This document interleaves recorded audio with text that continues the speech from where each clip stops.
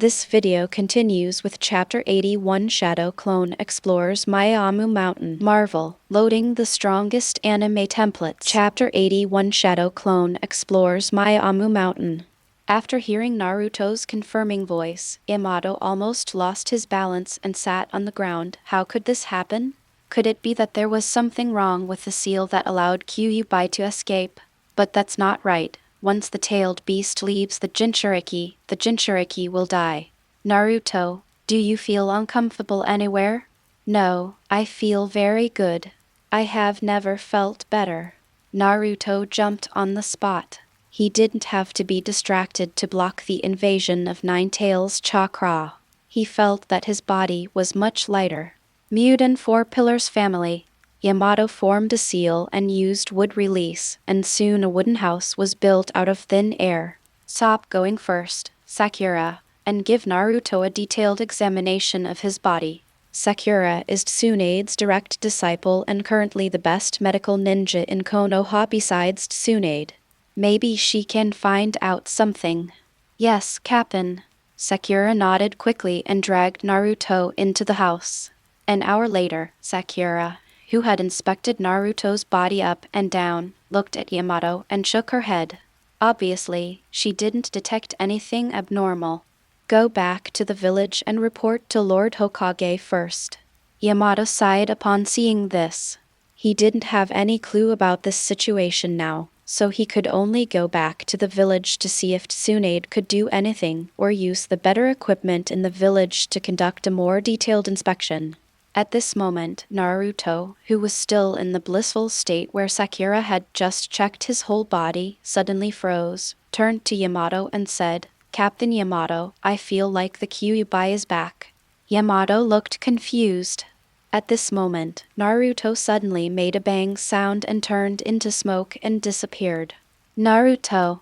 Sakura was shocked when she saw this, but fortunately Yamato was well informed. Don't panic. It's a reverse channeling technique. Naruto should have been reverse channeled by the toad in Miaomu Mountain. What is this place? At Miaomu Mountain, Naruto was a little dumbfounded when he looked at the unfamiliar environment around him. At this time, an orange-skinned toad fell from the sky and landed next to Naruto. Naruto, it's me. I used reverse necromancy to summon you here. This is Mount Miaomu. Toji. Naruto immediately recognized the orange toad as his psychic beast Gamakichi. Why did you bring me here? I have to rush back to the village to report on the mission. Fukasaku and Shima-sama are looking for trouble. Jiraiya-sama has also been reverse-channeled. They are all waiting for you at the temple gate, Toji replied. It turned out that after Gamabunta came back, he immediately informed Fukasaku and Shima about his meeting with Hawking. Although the two senior officials of MT Miyaboku felt unbelievable, they also reverse-channeled Jiraiya and checked the contract scroll. To their surprise, Hawking's name was actually on the scroll. It's just that the name didn't always exist. After about an hour, it magically disappeared. So they immediately asked Gameji to reverse-channel Naruto. The lustful immortal is here too? When Naruto heard about his master, he immediately went to the temple with Gameji. When he arrived at the temple gate, he also saw Jiraiya. Naruto, did the 9 tails in your body show any abnormalities just now? Jiraiya asked about Kyuubi when they met, and Naruto replied honestly, "Luxury immortal, how do you know? 9 tails just disappeared from my body for an hour, but now it has appeared again. Such a thing actually happens." Jiraiya was also stunned when he heard this. Is there really another world? I think it's better to ask the Great Toad Immortal about this matter. The Great Toad Immortal has probably fallen asleep again. You guys wait here for a while, and we'll wake him up. Fukasaku and Shima entered the temple of the Great Toad Sage first. Half an hour later, the Great Toad Immortal, who was awakened and heard the whole story clearly, slowly spoke. There are indeed many other worlds outside this world. I don't know why this happened, and I haven't seen any new prophecies. But since he has signed a contract, even if it is only for 1 hour a day, as long as he is not hostile to us, we, the Toad Clan, are willing to abide by the contents of the contract. Damn it. This is really not something ordinary people can endure. In the early morning, Hawking returned to his room in the mutant school. After taking a shower and preparing to sleep, he unlocked the multiple shadow clones he had cast during the day. In an instant, the training memories of more than a dozen shadow clones flooded into his brain at the same time, making him almost wince in pain. Physical fatigue was nothing to him with cyan blood, but the mental impact made him very uncomfortable. After he calmed down, he couldn't help but sigh in his heart. Naruto was indeed different from ordinary people, so he used more than a dozen shadow clones to assist in training, while Naruto always used hundreds at a time. It takes such a strong will and big nerves to withstand the impact of hundreds of shadow clones. But if you think about it carefully, it's not surprising. After all, Naruto's experience since childhood and his determination to work hard to become stronger and protect his companions are indeed incomparable to him as a person born in modern society. He had an unfortunate childhood, but that was compared to a normal family, and compared to Naruto's, it was far behind. Just like he can't have Wukong's piety and persistence in martial arts sleep. Taking advantage of the fatigue caused by the shadow clone, Hawking fell down and fell asleep. He slept until the afternoon of the next day when he woke up. After going to the cafeteria to have a full meal, he used Wukong Jutsu to go to the remote woods yesterday and loaded the Naruto template.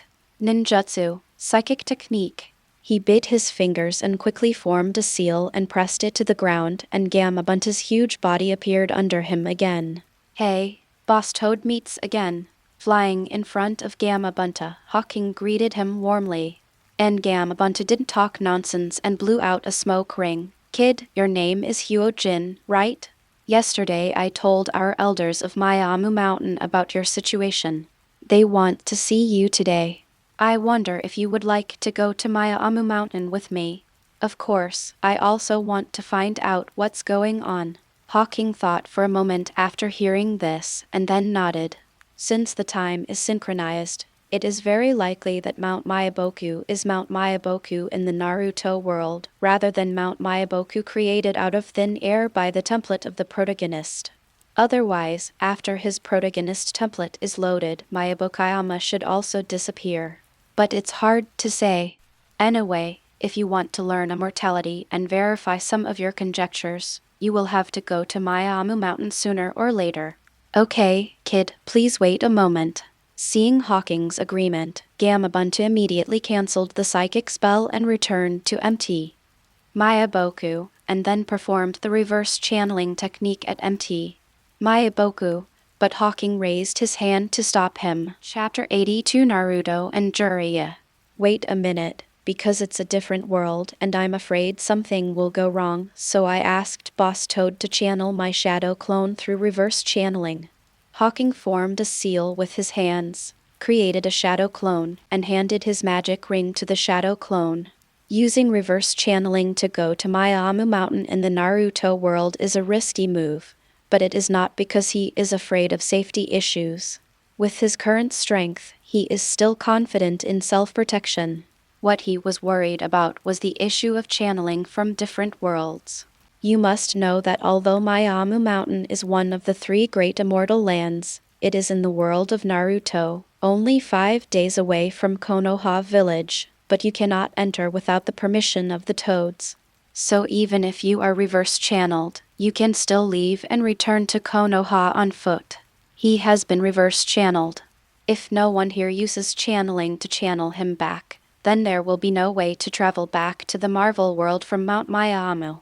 It would be okay if he was automatically sent back when the time came, but if he was afraid that when the time came, he would directly remove the Naruto template at Miyaboku Mountain and be left in the Naruto world forever, that would be too much. So he planned to use the shadow clone to experiment first, and after he figured out the rules, he would go to the original body no problem. Gamabunta nodded, then lifted the psychic spell and returned to MT Miyaboku. After a moment, Hawking's shadow clone turned into smoke with a bang and disappeared into the woods. Is this MT Miaomu? The scene in front of him changed, and the surrounding area was no longer an ordinary forest, but a strange and otherworldly frog garden. This is a place surrounded by mountains, surrounded by many strange-shaped plants like mushrooms 4 to 5 meters high, as well as various frogs. The small ones are no bigger than a hand, and the large ones are as tall as several floors. Some of them are practicing ninjutsu. Some of them are practicing close combat, and some of them are playing and playing. They look very lively. And where he is now is in the middle of this worldly frog garden, with a huge temple in front of him. Kid, welcome to the kingdom of frogs, Mount Miaomu. The 2 elders are already waiting for you at the temple. Go there by yourself.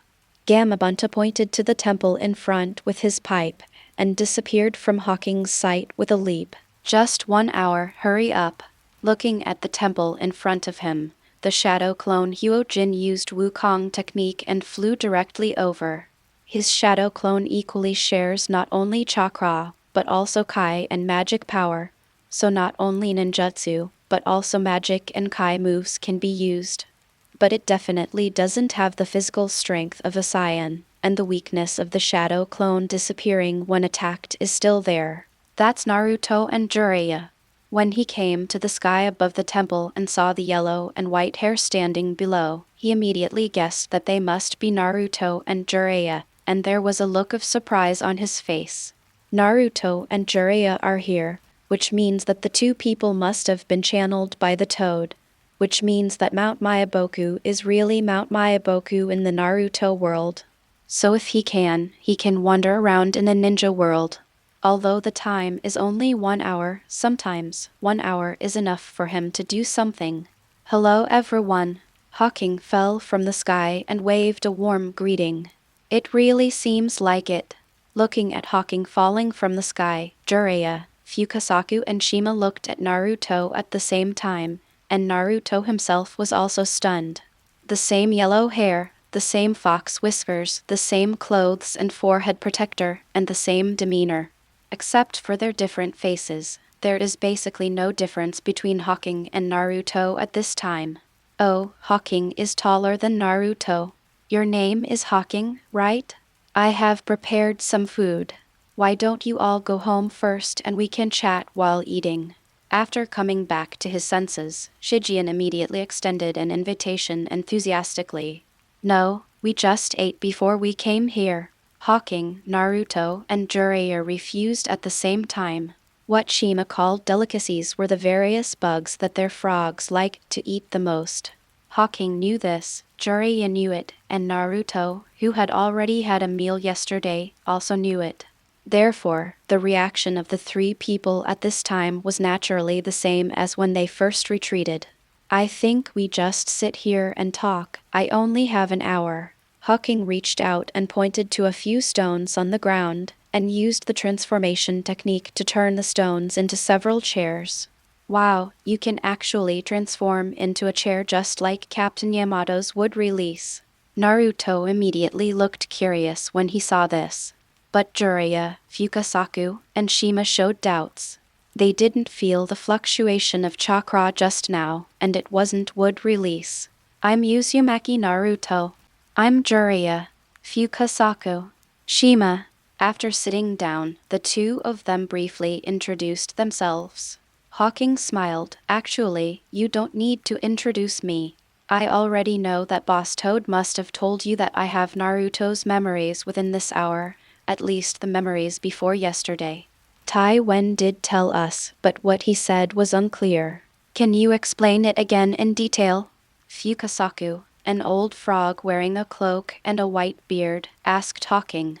Hawking had already thought of the answer to Fukasaku's question. You can understand that there are other planets besides the planet you live on, and there are also human beings living there, and I am one of them. One day, due to special reasons, I had some kind of special entanglement with Naruto in your world, and this strange situation happened. But you can rest assured that I am not hostile. This state only occurs once a day and can last for up to an hour at a time. As for what the reason is, I don't know. You may have to ask the gods. Hawking, is Nine Tails in your body now? Jiraiya asked. Just now, Naruto told him that the 9 tails in his body disappeared again. Luxury. Jiraiya sage, the 9 tails are in my body. Within this hour, the 9 tails will be transferred to my body and sealed. When the hour is over, the 9 tails will return to Naruto's body. Hawking nodded and did not hide anything. What he needs most now is to win the trust of the toads here, because only in this way can he come here.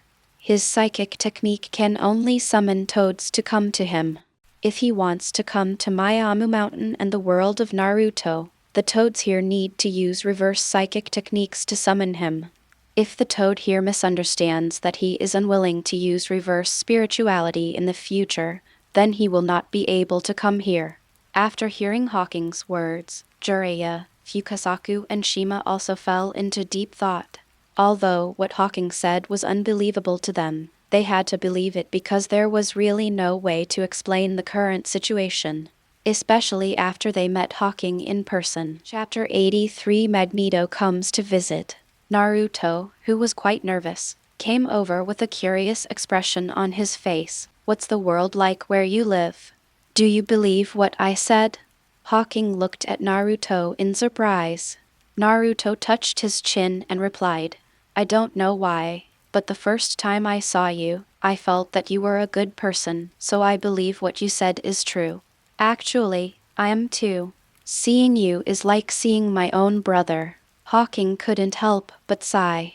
In the state of Naruto's template, his spirit is also affected by Naruto, and he naturally has a natural affection for Naruto, including Jiraiya and the toad here. It's just that his own personality is suppressing the effects of Naruto's template, allowing him to maintain his current more rational state. Most of our people are ordinary people.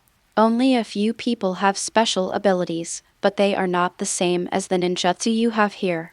While Hawking and Naruto were chatting, Jiraiya and the two frogs over there also made a decision. Fukasaku stood on the chair and solemnly said to Hawking, in this case, then Hawking, you are our Toad Clan's contractor. If you need our help in fighting in the future, we will also help you fight. My pleasure. A smile appeared on Hawking's face after hearing this. He knew that he had only gained initial trust now, and whether he could fully gain the trust of the Toad Clan would depend on his future performance. An hour later, the loading of Naruto's protagonist template ended. Time is up. Hawking's figure disappeared in Miaomu Mountain in an instant. Seeing Hawking disappear, Naruto looked at Jiraiya and said, Kyuubi is back. At this time, the 9 tails in Naruto's mental space and the entire fox were depressed. What the hell is this situation? Why can the Jinchuriki keep switching back and forth like this? Yesterday he returned to Naruto's mental space, today he came to Hawking's mental space, and then returned to Naruto's mental space. Anyway, the Jinchuriki is always changing, but what remains unchanged is that it is still sealed. On the other side, in the suburbs of New York in the Marvel world, Hawking's body, which had been waiting, saw the shadow clone Hawking appearing in the place where he disappeared, with a smile on his face. It seems to be in good condition. He did not use the psychic technique, and the shadow clone was automatically sent back after the time was up, which meant that he no longer had to worry about not being channeled back in time and would be left in the world of Naruto forever. In fact, he wouldn't mind if the world of Naruto appeared at the beginning. After all, Naruto's combat power is at the level of Otsutsuki, which is many levels safer than Marvel.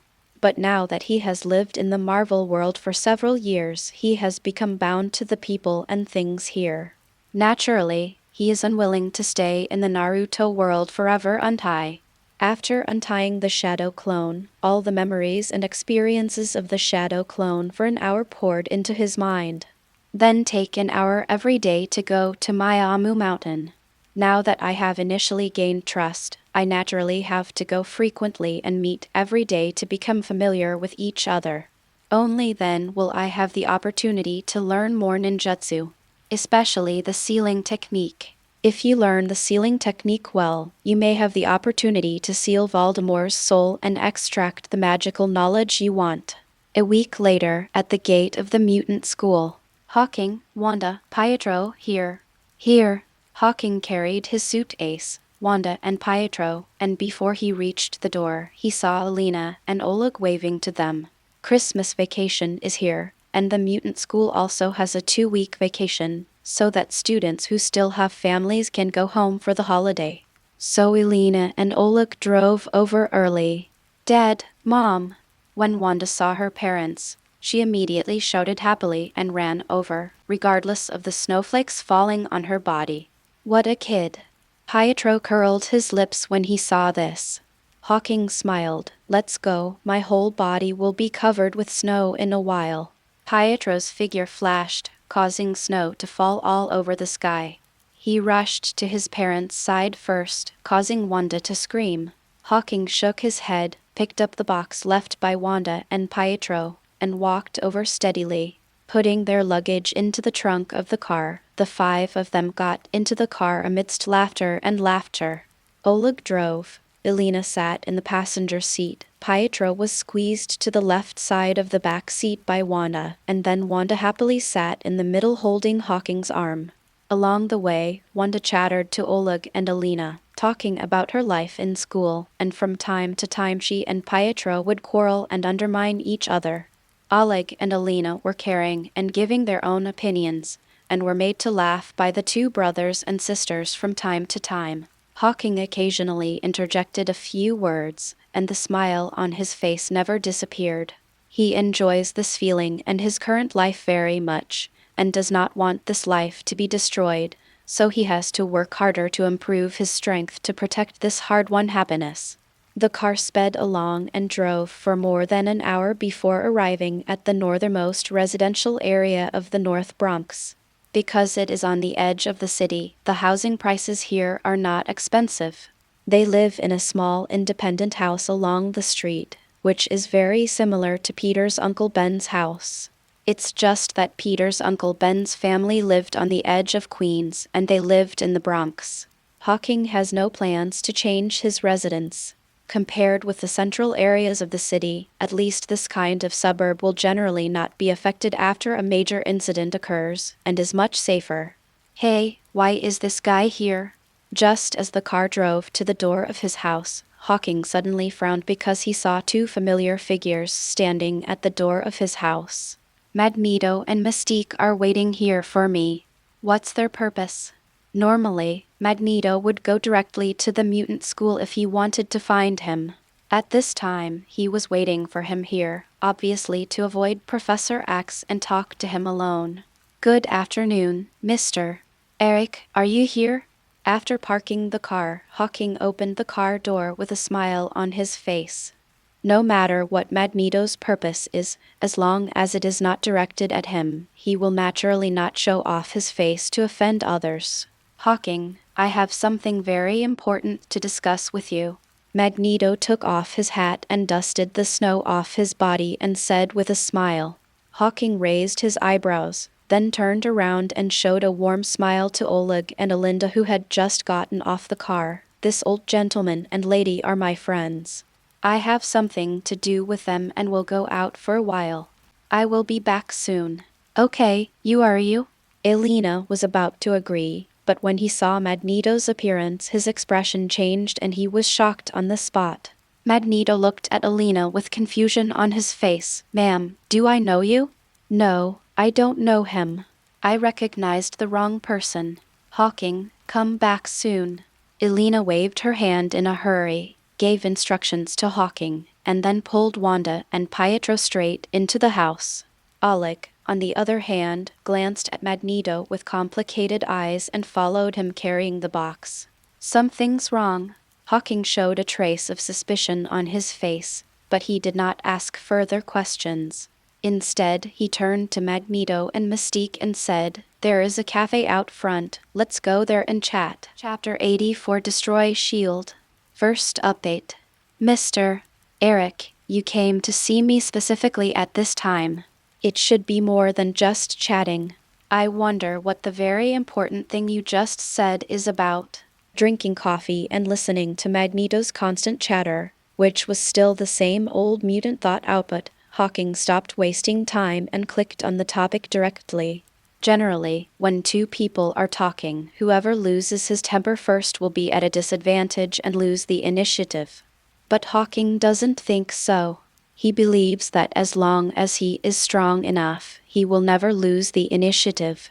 Now he can suppress Magneto even if the giant ape does not load any protagonist template. Naturally, he does not need to waste time trying to be patient with Magneto. What he wants now is to finish the conversation and go home to reunite with his family as soon as possible. Seeing that Hawking couldn't bear it anymore, Magneto also accepted it as soon as he could. Instead of showing off, he said with a serious expression, "Hawking, S.H.I.E.L.D. is getting ready to deal with us mutants." "What, are you kidding?" Hawking's brows suddenly raised. As for Nick Fury's current men, except for Captain Marvel, few can fight. Carter, Hawkeye, and Black Widow can only compete with ordinary X-Men. Facing him, Magneto and Professor X, Captain Marvel alone couldn't stand it. This is why Nick Fury was willing to accept three-way negotiations in the first place. And at this point in time, Avengers such as Thor, Hulk, Iron Man Tony, and Doctor Strange Stephen have not yet appeared, nor have they been attracted by S.H.I.E.L.D., shouldn't they?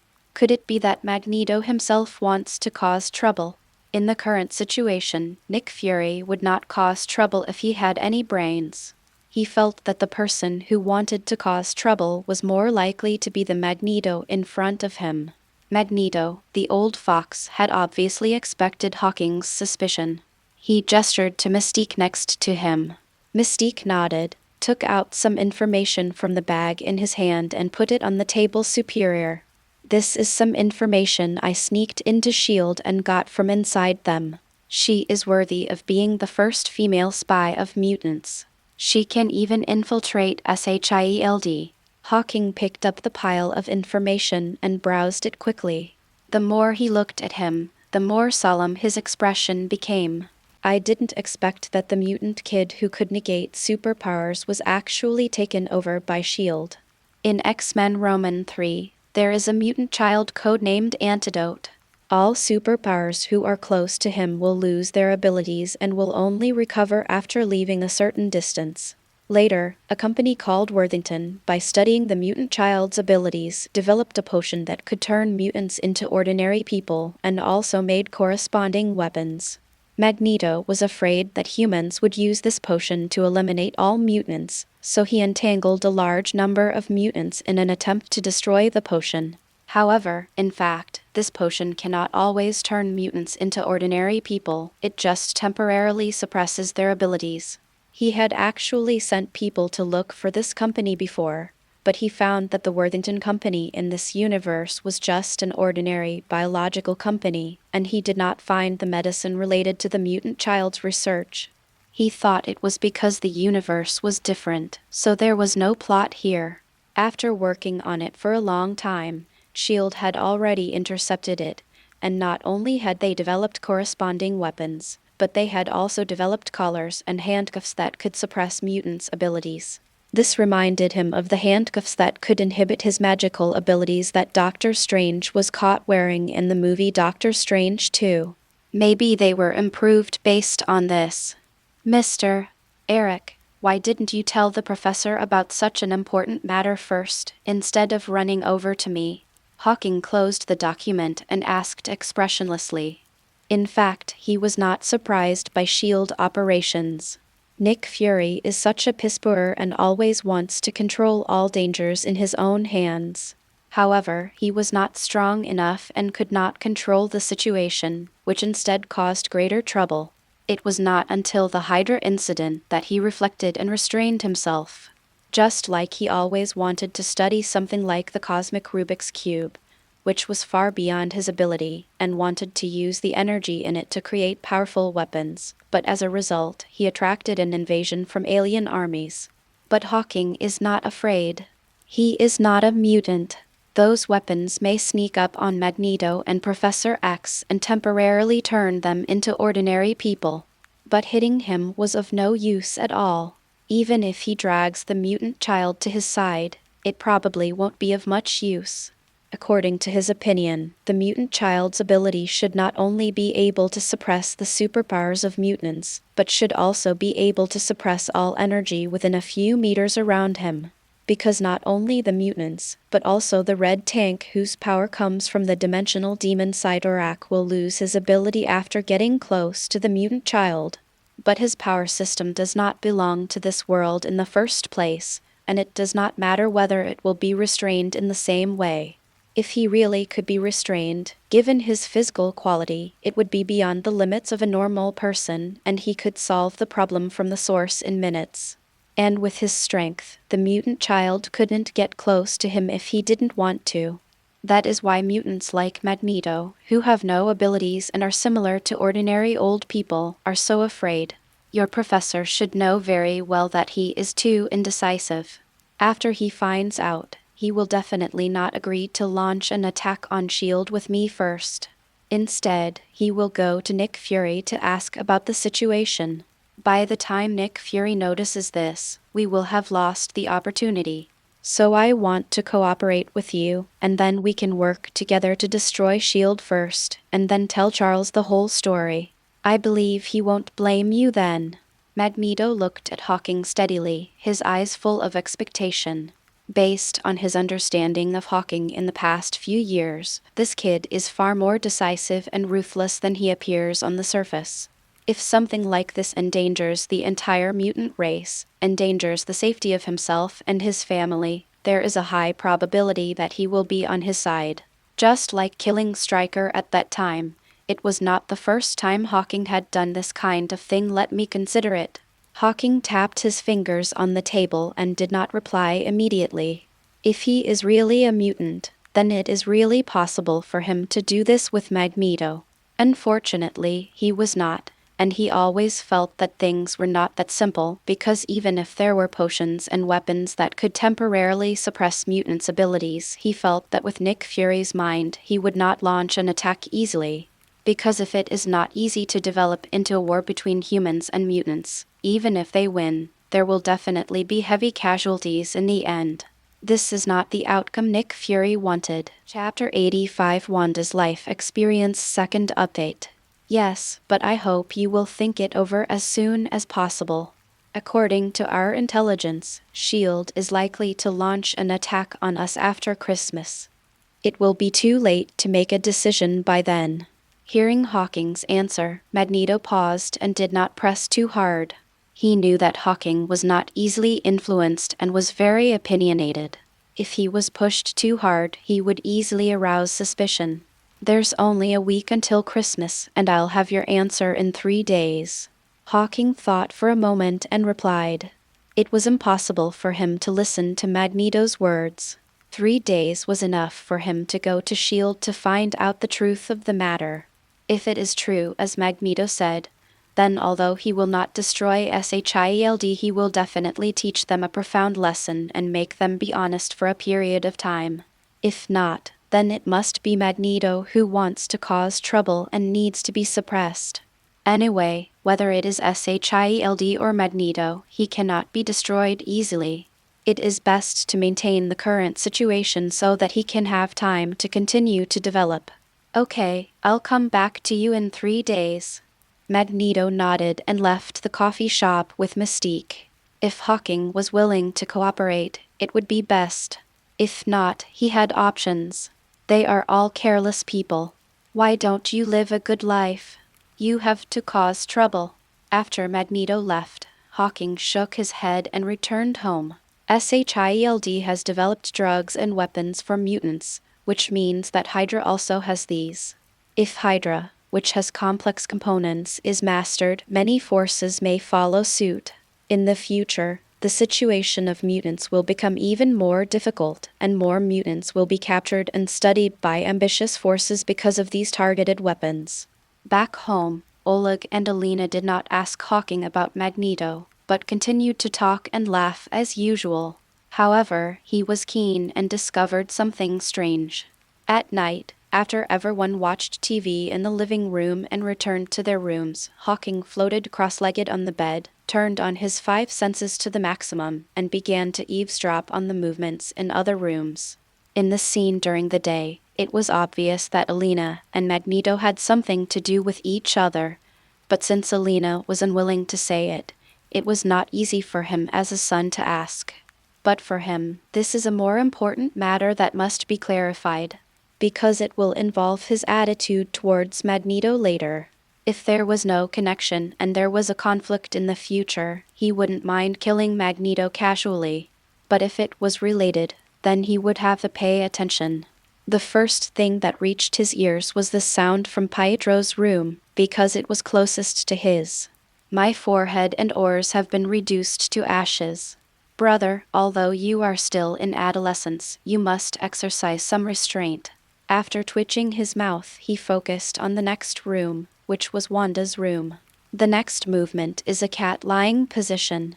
Open your knees as wide as your hips. Inhale, slowly raise your hips and bend your waist downward slightly to form an arc. It turns out that she is practicing yoga, and Wanda has reached the age where she loves beauty. Passing through Wanda's room again, he finally heard the voices of Alina and Ogle. Alina, don't think too much. It was just an accident. I just asked Pietro. It turns out that he is also a mutant, so he met Hawking. He did not come to take away the two children. Oh look, I just feel sorry for you. How can I be sorry? You told me everything back then and you didn't hide anything from me. And I have never regretted it. That year, I was robbed in an alley, and he suddenly appeared and saved me. After one night, he disappeared without a trace, but I was pregnant. My parents advised me to abort them, but I couldn't bear it. Then I met you. You didn't mind my pregnancy and even proposed to me. From then on, I realized that love should not be about falling in love at first sight, but about getting along day and night, understanding each other and giving to each other. Actually, I never told you that I had a crush on you a long time ago. It's just that you were too dazzling at that time. There were countless outstanding boys who liked you, but I was ordinary and insignificant. It wasn't until later that what happened to you did I have the opportunity to appear in front of you, so I have nothing to apologize for. This was my choice. Oh look, let's have another baby.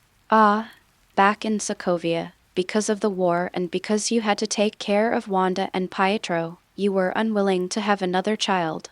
Now that we have settled down, let's have another child, a child for both of us. Hissed Tilda. Hearing this, Hawking quickly put away his ears. It would be inappropriate for children to listen to it any more. I didn't expect that Magneto is Wanda and Pietro's real father.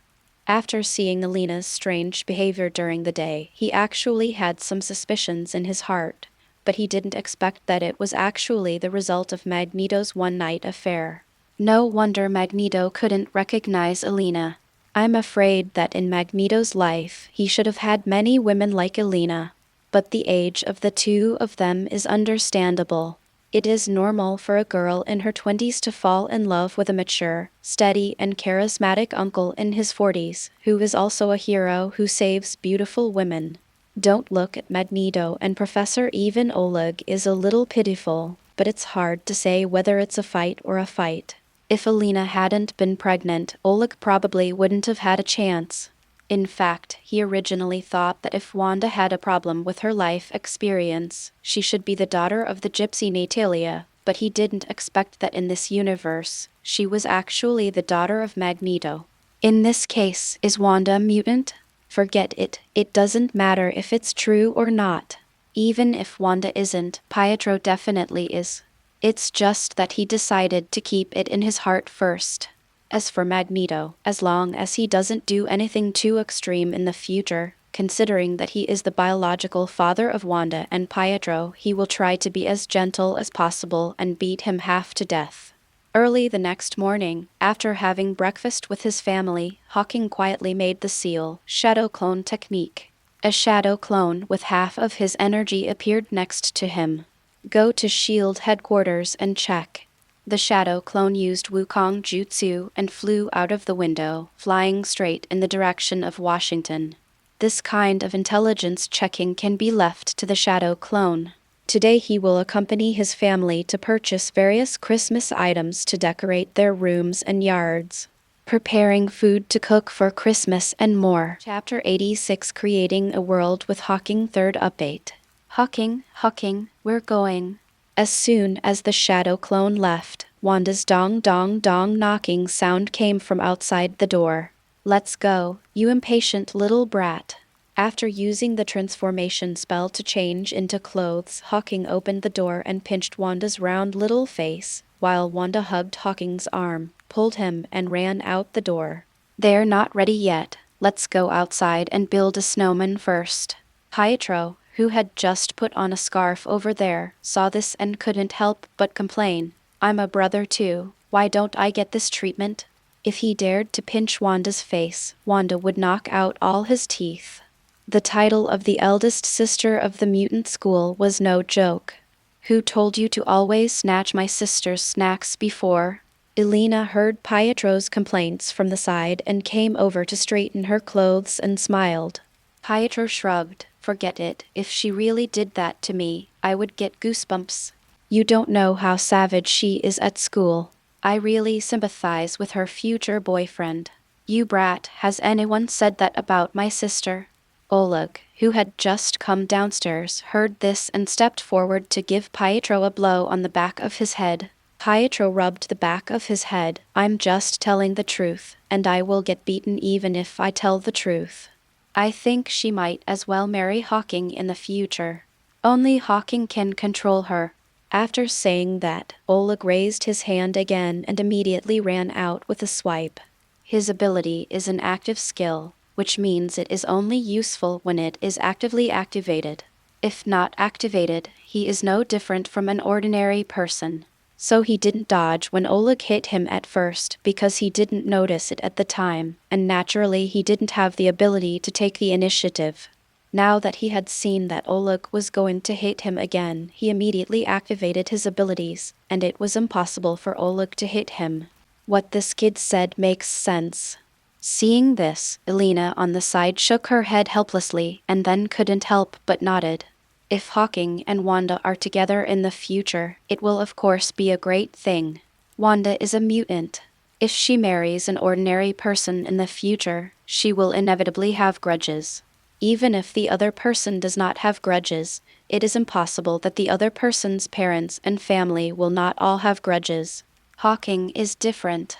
He is a mutant and a family member. He is only 2 years older than Wanda. He is mature, stable, and able to take care of others.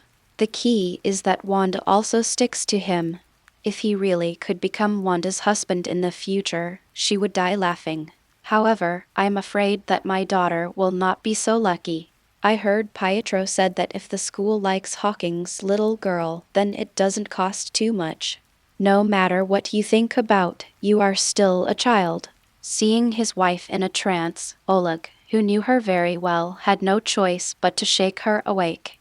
Wanda 14 and Hawking 16 are not yet adults yet, so their wives have a lot to think about. You are still a child now, but you will grow up in the blink of an eye. Of course, you must plan in advance, otherwise it will be too late when you grow up. Looks like I have to help our little Wanda out. Elena replied thoughtfully. The corner of Oleg's mouth twitched, and he stopped persuading and pulled his wife out. Outside the door, Wanda and Hawking, who had absolutely no talent for building snowmen at this time, had worked together to build a huge, ugly little snowman, which made Pietro hold his stomach and laugh. But soon he was hit by a snowball from Wanda, and snowballs flew all over the yard for an instant, and they didn't stop until Oleg and Elena came out. The family drove to the lively city, playing music and laughing, to start their pre-Christmas shopping. Decorating the house with lights, balloons, stickers, mini Christmas trees, and various ingredients, I went shopping from morning until 1 p.m. before I could buy everything. So we chose a restaurant in the city for lunch. Wanda, you are too clingy to Hawking. What will you do if Hawking is gone one day? Looking at Wanda, who had to sit next to Hawking when eating, Pietro couldn't help but joke. And Wanda snorted. Then I will create a world with Hawking. Puff. Hawking, who had just taken a sip of water, almost couldn't help but spit it out when he heard these words. Are you going to evolve into Uchiha Wanda? Wanda, even if your brother is gone in the future, you must live a happy life. There are many beautiful things in the world waiting for you to experience. Don't go to extremes in your thoughts. No one has died since ancient times, and he is not sure that he will be immortal in the future, nor is he sure that he will be able to survive major events. If he really died, he didn't want the people he loved to go to extremes because of his death. Especially Wanda, although the more extreme her thoughts are, the more powerful she is. It also means that she is easier to be controlled by Sithorn and will eventually become a puppet. After all, he is actually still in the category of a normal person. Sometimes he is a little cruel in his actions, but he also has his own bottom line. He is not like Magneto, who can exterminate the entire human race for the sake of mutants, nor is he as restrained as Professor X, nor is he as extreme as Wanda. If possible, he hoped that the world would always maintain peace, and that he and Wanda's family would live a plain and happy life without having to worry about money. I'm just kidding, Hawking. You are so awesome. You will definitely stay with us forever. Wanda blinked and smiled. Yes, I will become more and more powerful, so powerful that no one can take me away from you. Hawking also had a smile on his face. As long as he is strong enough, no one can destroy everything now. After lunch, the family returned home with a full load. Hawking took Wanda and Pietro to decorate the entire house, while Oleg and Alina packed up the various ingredients they bought. When it was almost time to eat dinner, Hawking suddenly felt a tremor in his body and some more memories appeared in his mind. It was the shadow clone that sneaked into the shield building to complete the mission, lifted the ninjutsu, and sent the information back. There is indeed something wrong with this old guy Magneto. In one day, the shadow clone had roughly figured out the matter through various magic and ninjutsu such as transformation, lockpicking, and soul-stealing spells. Indeed, as Magneto said, SHIELD has developed potions and weapons against mutants. But there are no plans to attack the mutants after Christmas, at least not any time soon. Are you just trying to take the opportunity to trick me into killing S.H.I.E.L.D. and drag me into trouble, or do you have other intentions? After thinking for a moment, he formed another seal and sent a shadow clone, letting it fly to the mutant school. In this situation, he thought it would be better to tell Professor. Chapter 87 Magneto's Conspiracy 4th Update. An hour later, the mutant school principal's office. Professor X looked at Hawking with a surprised look on his face. Hawking, you went home for the holidays. Why did you suddenly come back? Professor, I have something important to tell you, Hawking said seriously. After hearing this, Professor, you say, Magneto came to me last night. He asked me to cooperate with him to destroy S.H.I.E.L.D. because he found out. Hawking told Professor he didn't plan to tell anyone about the Shadow Clone ninjutsu unless necessary, because as long as no one knows this ninjutsu, he can use the Shadow Clone to assume various identities and do things that are inconvenient for him in his current identity. For example, if one day he wants to kill the President Hawking, the chairman of League of Legends, Superhero Hawking, and X-Men Hawking will not be able to do it, but his shadow clone can change his appearance at will and do it. Even if he is exposed, his death will turn into a puff of smoke, making it impossible to trace him. After listening to Hawking's account, Professor X couldn't help but sigh. My old friend is really restless, but Hawking, you don't need to worry about S.H.I.E.L.D. potions and weapons, Professor? Hawking found that Professor X smiled and explained. Actually, Nick Fury talked to me a few days ago and told me about their development of potions and weapons.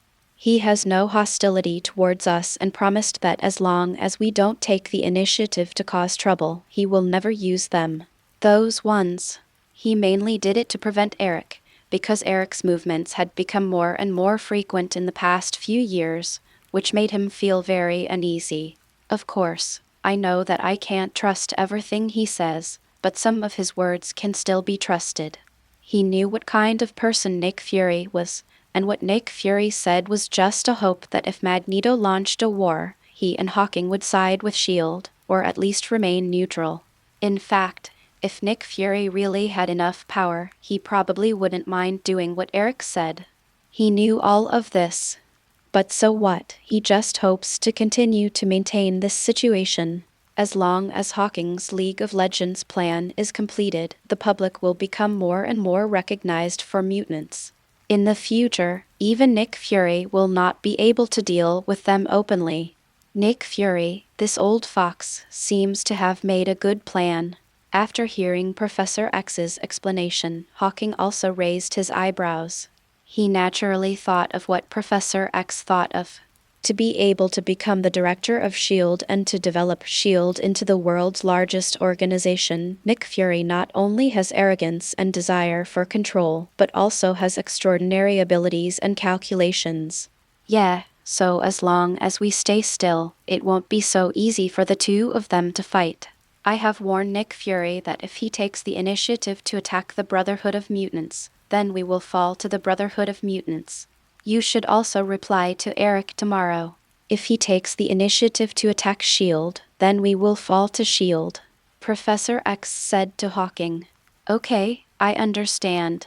Hawking nodded. This is indeed good, at least it can continue to be stable for a while. The next day, it was still the same coffee shop.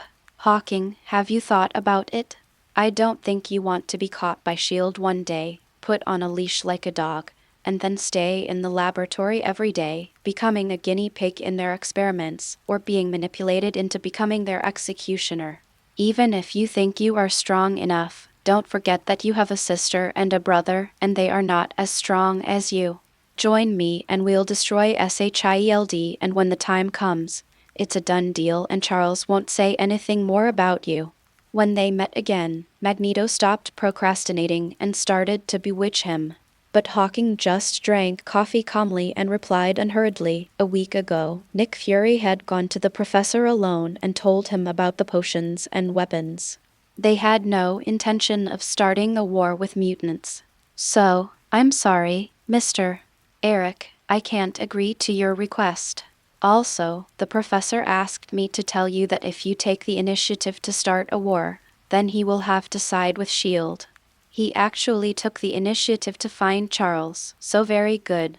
Hearing Hawking's answer, Magneto was stunned for a moment, and then an ugly smile appeared on his face. At this time Hawking added, however, that is just the professor's point of view. I think, Mr. Eric, if you have any powerful trump card, at least let me think it is enough to deal with S.H.I.E.L.D. and the Professor's X-Men. Then it's not impossible for me to consider cooperating with you to completely make S.H.I.E.L.D. disappear from this world. I don't like to take risks, nor do I like to fight uncertain battles.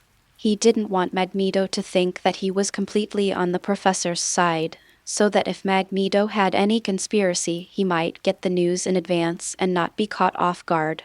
Magneto looked at Hawking, was silent for about 5 seconds, and finally smiled. I know. If that day comes, I will be the first to come to you for cooperation. After saying that, he took Mystique and left the cafe. Looking at Magneto and Mystique leaving, Hawking murmured, I always feel like this old guy is up to something. His intuition told him that Magneto would not just let it go. But after thinking about it carefully, it actually doesn't matter. He doesn't want the current peace to be broken, but if it is really broken, then he will take the opportunity to knock on the mountain and Jedhu, show off his strength, and let all the forces know that he, Hawking, is not someone to be trifled with. At the same time, we can take the opportunity to take Little Spider and the others to once again launch the banner of League of Legends International Company. If you're lucky and the incident spreads over a large area, you may be able to collect a wave of justice points, which is not a loss after all. So after thinking about it, he didn't intend to delve into it further. On the other side, Mystique drove her car and asked Magneto next to her, why didn't you just reveal some of our plans to him? Maybe we could really win him over to our side. Don't be fooled by this little fox. What he just said may not be true, or he may just want to get information. We can't risk telling him the plan. Since he is unwilling to join us, don't blame me for being ruthless then. The murderous look flashed in Magneto's eyes. Chapter 88 Hydra Captain 5th Update. Ever since Hawking poisoned Stryker, he had admired Hawking and felt that Hawking might be the third true leader of mutants besides him and Charles. Especially Hawking is still so young, unlike him and Charles who are already old and have plenty of time. But this time, Hawking did not agree to join him, so he had to give up Hawking and let Hawking join him. As long as his plan succeeds, mutants will completely rule the world, and naturally there will be no need for leaders like Hawking. But I still hope that you are lucky enough to survive this Christmas. But if you don't survive, please don't blame me. You sacrificed for the future of the entire mutant population, and it's worth it. What should we do next? Should we implement the second plan? Mystique asked as the car pulled up to a Brotherhood of Mutants stronghold in New York. Magneto nodded with a sneer. To start the second plan, let's let humans eat dogs first. Okay, I will go to S.H.I.E.L.D. headquarters right away and leak the information that Nick Fury has discovered Hydra to Minister Pierce. The same sneer appeared on Mystique's face.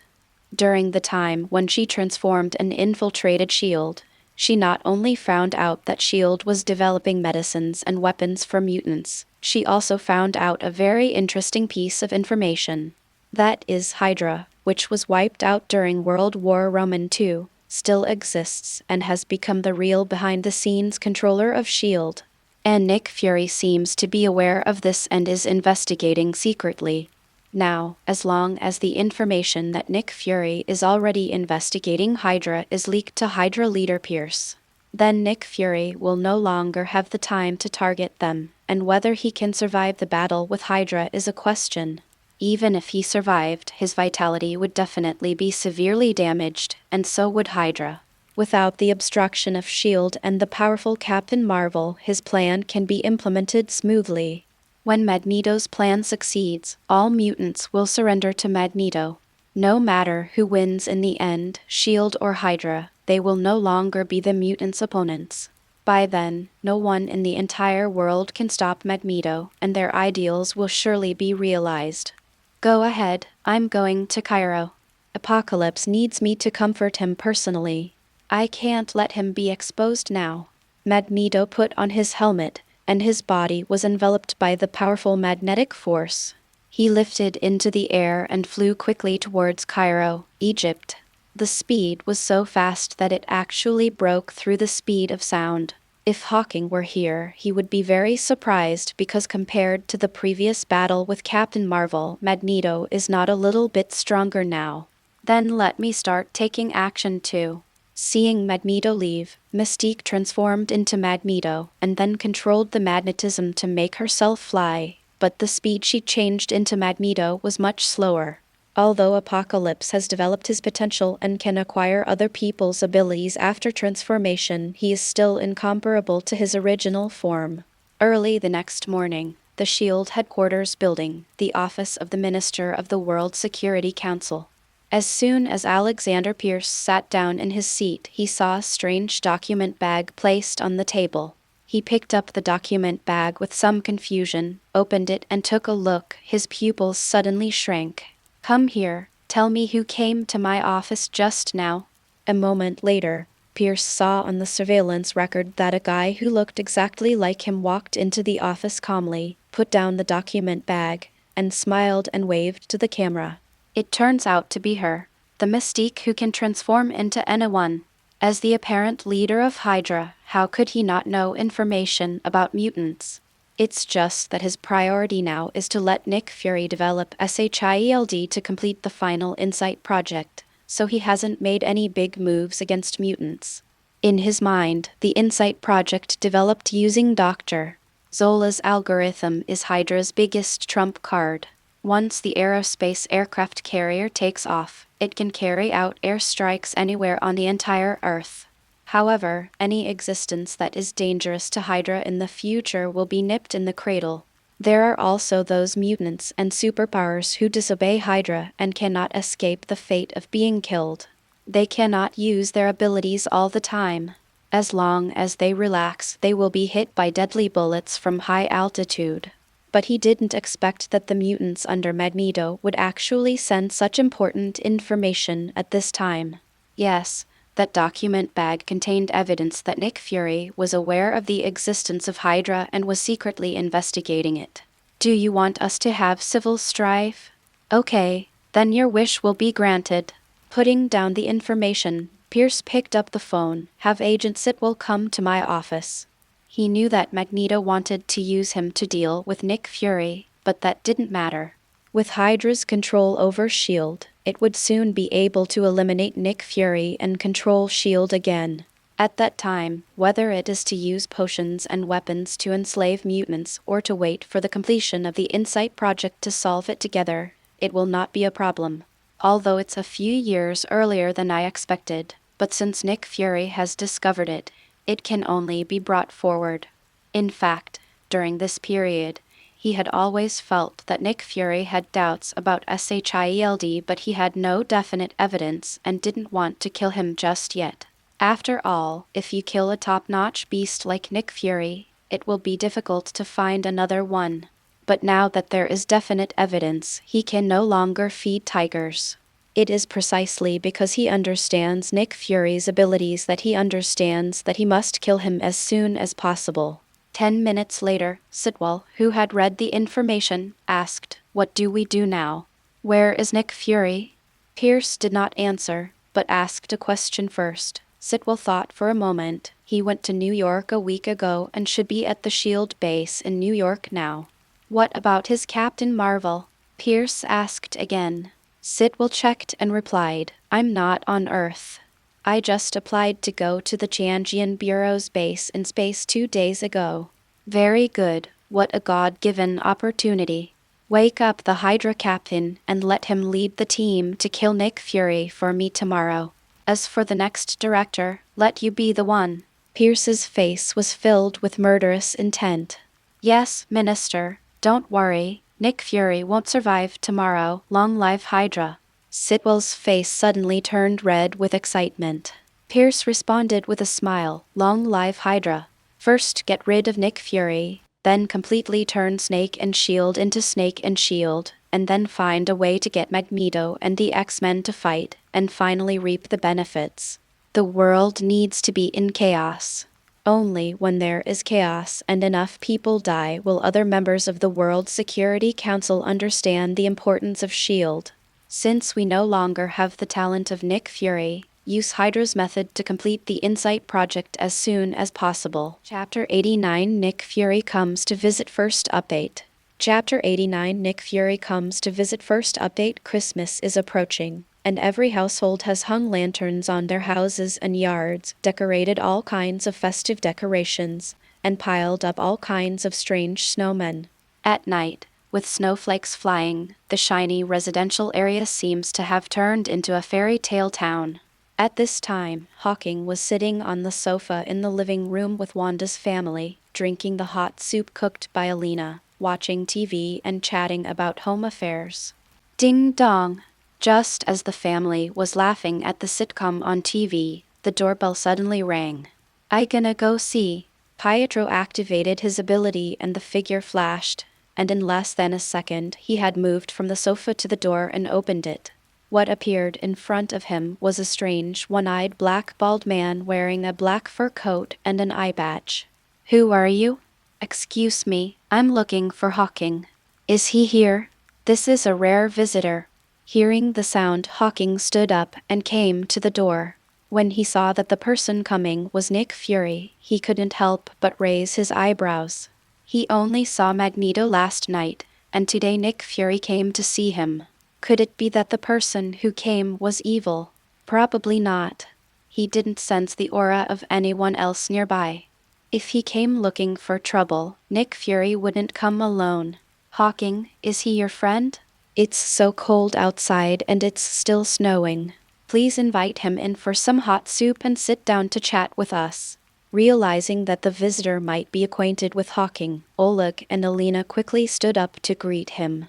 They didn't know that Hawking was the boss of League of Legends International, but they heard from Wanda and Pietro that Hawking often helped professors in school with matters related to mutants because of his outstanding abilities. So Magneto and Mystique came to see Hawking that day.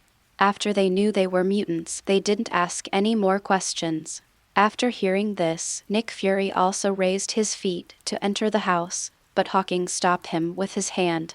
He did not want his family to have too much contact with Nick Fury. He turned to Oleg and Alina and smiled softly. "My friend doesn't like soup, he's also quite withdrawn, he doesn't like crowds of people, and he's resistant to freezing. He and I can just chat outside, and you guys can watch TV." After saying that, he winked at Nick Fury and walked out. Nick Fury shrugged and followed. "Then let's talk in my car. I heard from the professor that Director Fury is busy with everything and deals with big things every day. Why did he suddenly come to see me, a little mutant student? What's the matter?" Sitting in Nick Fury's black van, Hawking first opened his mouth to test it out. In fact, the last time he and Nick Fury met was during the war a few years ago. Regarding some international affairs of League of Legends, the professor also contacted Nick Fury. "Mr.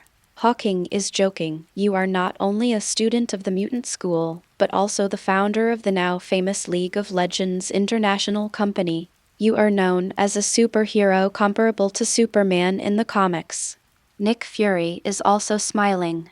Hawking waved his hands quickly, looking humble. "It's just gathering some like-minded friends to do some good deeds.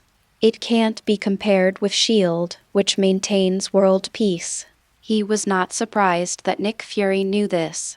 After all, Professor Nick Fury looked at Hawking, paused and said, "Well, I won't go around with you. The purpose of my coming to you is very simple. I want you to do me a favor tomorrow. As a reward, I will have full authority to help you solve all your company's future troubles with the government." He has never paid less attention to Hawking. He has also secretly sent trusted people to investigate and collect relevant intelligence, and made detailed and professional assessments from all aspects. First of all, it is certain that Hawking has a kind heart, otherwise he would not have been able to insist on fighting crime and lead others to fight crime together. But at the same time, I am not pedantic. I know how to make money to do what I want to do better and solve everyone's worries. Secondly, he is young but very experienced. He does everything right and is very difficult to deal with. Over the years, people who want to cause trouble for his company have been resolved by him in various ways. Finally, this is not a completely positive person, and he has a lot of blood on his hands. Therefore, for people like Hawking, it is not easy to use those tricks, but the talks will collapse, and it is not easy to use moral kidnapping like Professor X.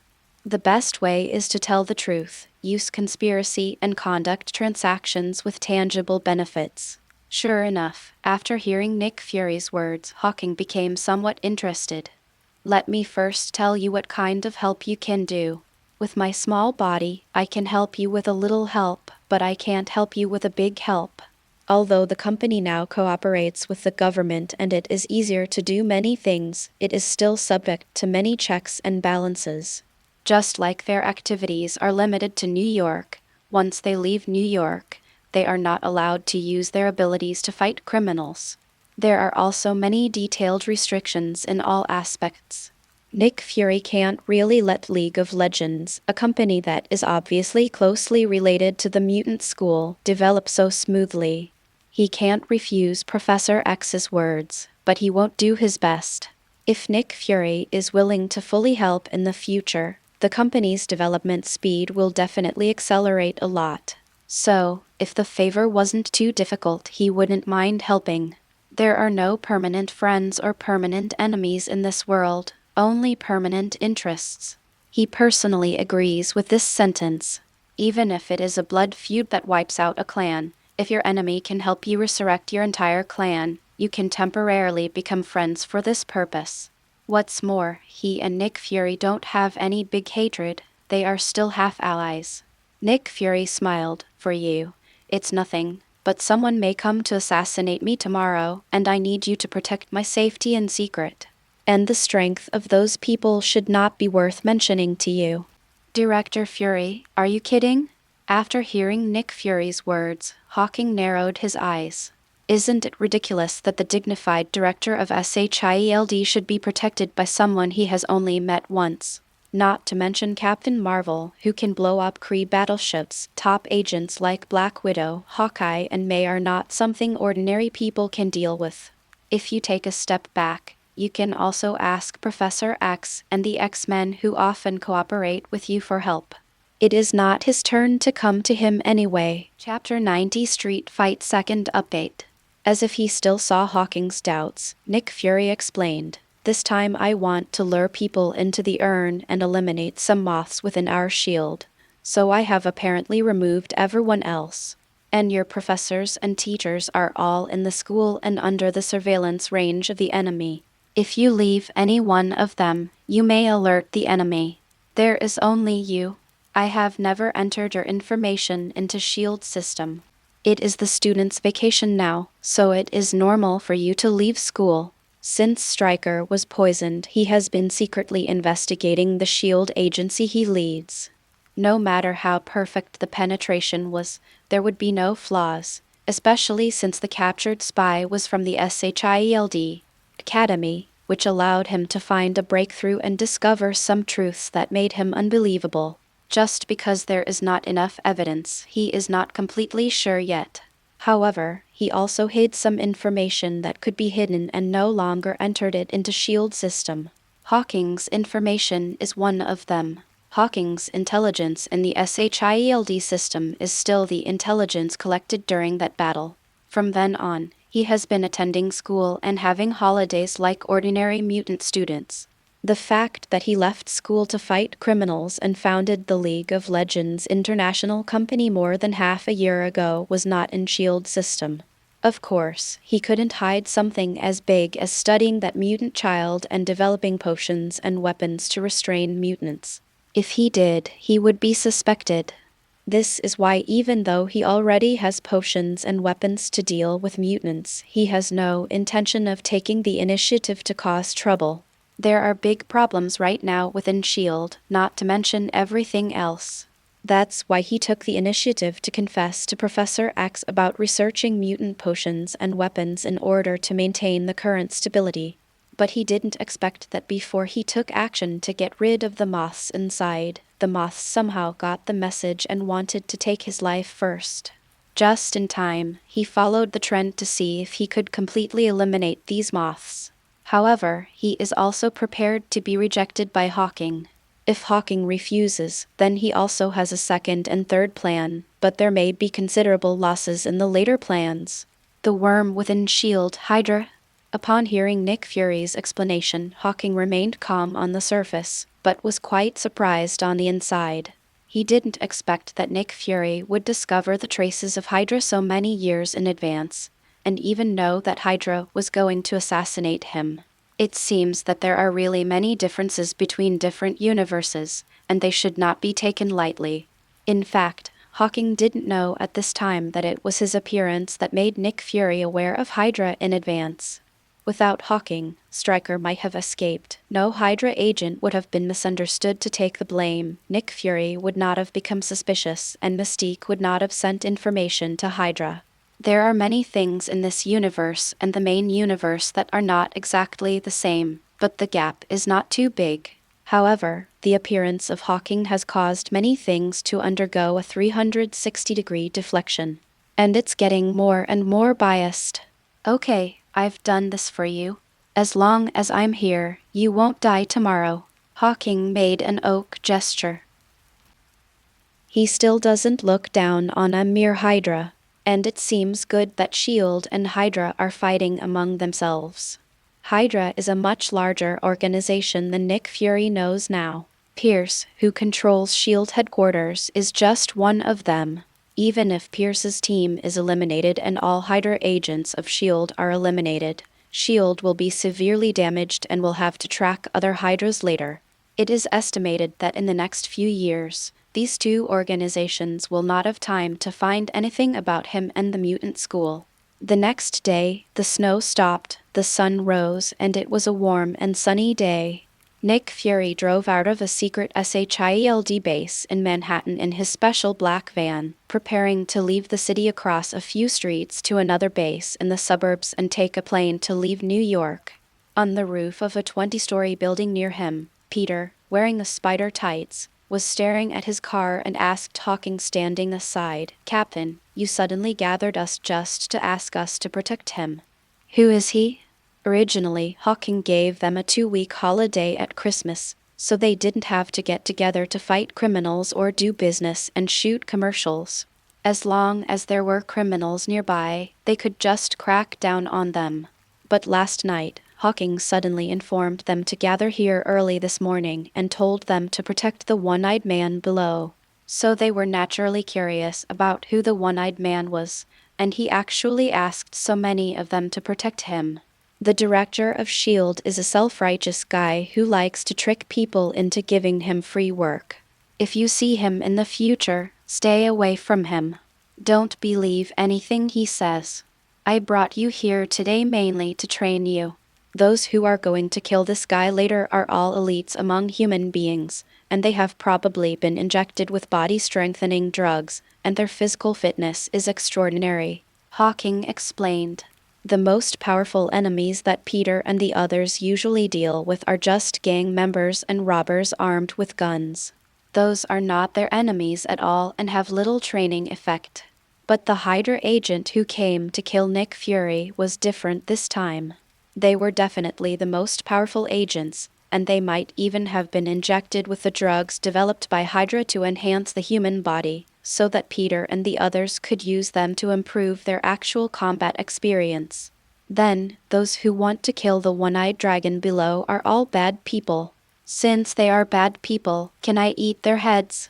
The venom in Eddie's body poked his head out expectantly and asked, "You want to eat people's heads again? It's so disgusting." Eddie couldn't help but complain after hearing this. Venom was immediately dissatisfied. "Follow you. You let me eat chicken heads every day. It's too unpalatable. I want to eat the heads of those bad guys."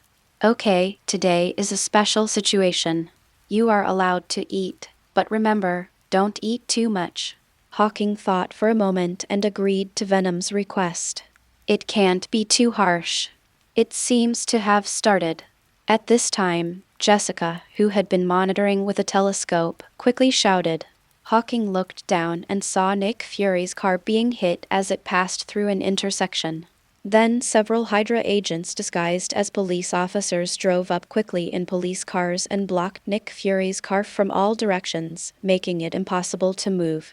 "Go on, don't rush to save him first. Wait until he can't hold on anymore, then take action." He promised not to let Nick Fury be killed, but he didn't say he wouldn't let him suffer. Chapter 91 The Abused Hydra Team Third Update. As expected of a level 10 S.H.I.E.L.D. agent, he still has 2 skills.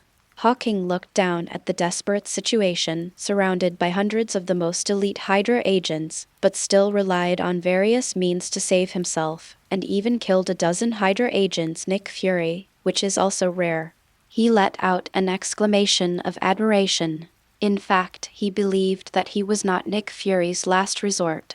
Even if he asked Peter and others to take action at this time, Nick Fury, who couldn't hold on anymore, would definitely have a way to notify Captain Marvel to save him. With Captain Marvel's speed, it wouldn't take long even if he came from outer space. It's just that if Captain Marvel moves, Hydra will definitely notice that it may affect Nick Fury's plans, so they will ask him for help. Army attack. Seeing that Nick Fury was about to die, Hawking finally gave the order to take action. After receiving the signal, the 3 Peters who had arrived around the battlefield came on stage one after another. "It's hunting time." Venom was the first to appear. He jumped directly onto a police car that was stuck in Nick Fury's car. He reached out and grabbed two Hydra agents who were shooting wildly and ate their heads one by one. Ah, this is the real deliciousness. What the hell? The Hydra agents who reacted immediately turned some of their firepower to venom. Nick Fury, who was hiding in the car and holding his ribs, finally breathed a sigh of relief when he saw this, and put away the communicator made by Kree technology in his hand. Meet the Judgment. Next to appear was Venom, Spider-Man Peter, who landed on the roof of Nick Fury's car with a web of webbing. He raised his hand and a stream of webbing shot out, instantly tying up the Hydra agents with their guns. A solid one. Has the super weapon been installed? The person in charge of this assassination mission frowned when he saw Venom and Spider-Man on the stage, and asked an agent next to him. According to the information he had, these superheroes had been inactive during the holidays recently, so they probably wouldn't be around here. Why did two of them suddenly appear? The installation has been completed. Then start immediately and make Nick Fury and the two troublemakers disappear. There was a sneer on the person in charge's face. The super weapon is Dr. Zola, a powerful weapon improved on the Hydra energy weapon from World War II. Because there is no energy from the space gem, electricity conversion is used instead. It takes a while to install and fix the energy in the early stage, but it can destroy everything within a radius of dozens of meters with one shot. Even Nick Fury's car, which has been modified to withstand rockets, will be reduced to ashes under the attack of a super weapon. Behind the intersection, a large machine that was more than 3 meters tall and looked like a cannon was assembled by several Hydra agents. Then, under a burst of manipulation, blue energy fluctuations began to appear. However, before the energy was completely converted, a metal javelin suddenly fell from the sky at an extremely terrifying speed and actually penetrated the cannon in one fell swoop, followed by 4 more in a row, completely shutting down the cannon. It's time to show off your real skills. Everyone looked up and saw a girl with a shield in her left hand and a javelin in her right hand, floating above their heads. The third superhero of the League of Legends, the Flying Female Knight, appears. They usually face low-level characters, so they fight more casually, and they basically don't know how to cooperate or use weapons. But this time, because they were facing Hydra's elite agents, they might be injured, so for the first time they used the team fighting method they had rehearsed. Venom, which ignores most damage and is the most powerful, acts as a front-row human shield and can be controlled by webs, and Peter, who has spider sense, assists in killing. Finally, Jessica, who can fly in the sky, takes charge of the overall situation, checks for deficiencies, and acts as a long-range damage at the same time. Jessica has great strength and can fly, but she has no spider sense and her defense is about the same as that of ordinary people. Once she is hit by a bullet, she will also be seriously injured. Therefore, Hawking did not recommend that she fight in close combat.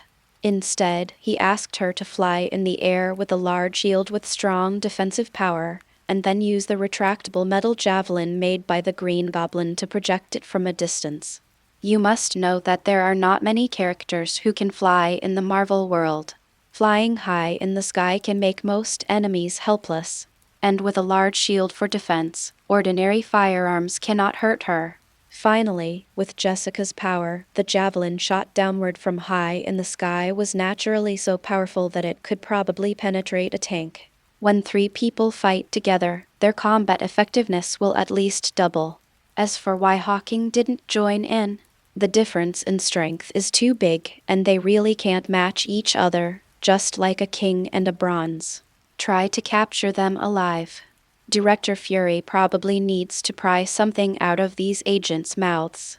Seeing that the Hydra agents, with the not-so-tacit cooperation of the 3 Peters, were beaten with little power to fight back, Hawking slowly landed next to Nick Fury's car. Director Fury, you're a little late. Are you okay? You kid, you must have done this on purpose. Nick Fury held his broken ribs and rolled his eyes angrily. Hawking looked innocent when he heard this. Director Fury really likes to joke. How could I, Hawking, be that kind of person? Nick Fury twitched, then turned to look at the three Peters who were fighting in front, and said in a somewhat complicated tone, "This team of yours seems to be as good as the X-Men." He asked Hawking for help because he valued Hawking's strength, but he didn't expect that Hawking's three-man team had already completed the mission without Hawking's intervention at all. Of course he knew about this team under Hawking, but he had never paid attention to it before. A nerdy high school student who was bitten by a spider half a year ago, an ordinary girl who was accidentally infected by military chemicals, and a powerless reporter who seemed to be infected with alien genes some time ago. These are just ordinary people who accidentally gain some abilities, just like the mutant students who awakened their abilities. Under Hawking's care, they can just about fight those criminals. But he didn't expect that the three of them would be able to exert such a strong combat effectiveness with the cooperation, which made him somewhat regret the conditions he had agreed to with Hawking. If League of Legends continues to develop in this form, it will definitely be a force that cannot be ignored in the future. It's okay, but it's definitely not comparable to the X-Men. Hawking smiled and didn't explain much. It's too late to realize this now. The company has already established its footing and has been recognized by the public, and I believe that Nick Fury will not have the energy to deal with him in the future. Chapter 92 Hydra Steve. Fourth update. I can't hold it anymore. Activate the Hydra Captain. Seeing that these elite Hydra agents were almost defeated by the trio, the Hydra agent in charge of this operation could only use the last resort. Originally, according to his plan, Nick Fury was bound to die. Unexpectedly, there was an accident and they were rescued by those superheroes. Now they can only activate the last trump card. It's just that if Captain Hydra is activated in the city, even if Nick Fury is killed, it will be more troublesome later. Because the Hydra Captain is too conspicuous. It looks like it's coming to an end. Seeing that only a few Hydra agents were left with their heads eaten or tied up with spider webs and hung up, Hawking handed an OK bomb to Nick Fury and said with a smile, "Just stick it on, and you can go back to treatment in a while." "No, this little injury is nothing." Nick Fury's eyes twitched. "Be careful, I feel like it's not that simple." "Too." Hawking nodded. If he remembered correctly, Hydra should also have the Winter Soldier as its trump card. But Winter Soldier, Peter should be able to handle it on his own. "What's coming?" At this moment, his ears twitched and he suddenly looked up into the sky. "That's Iron Man."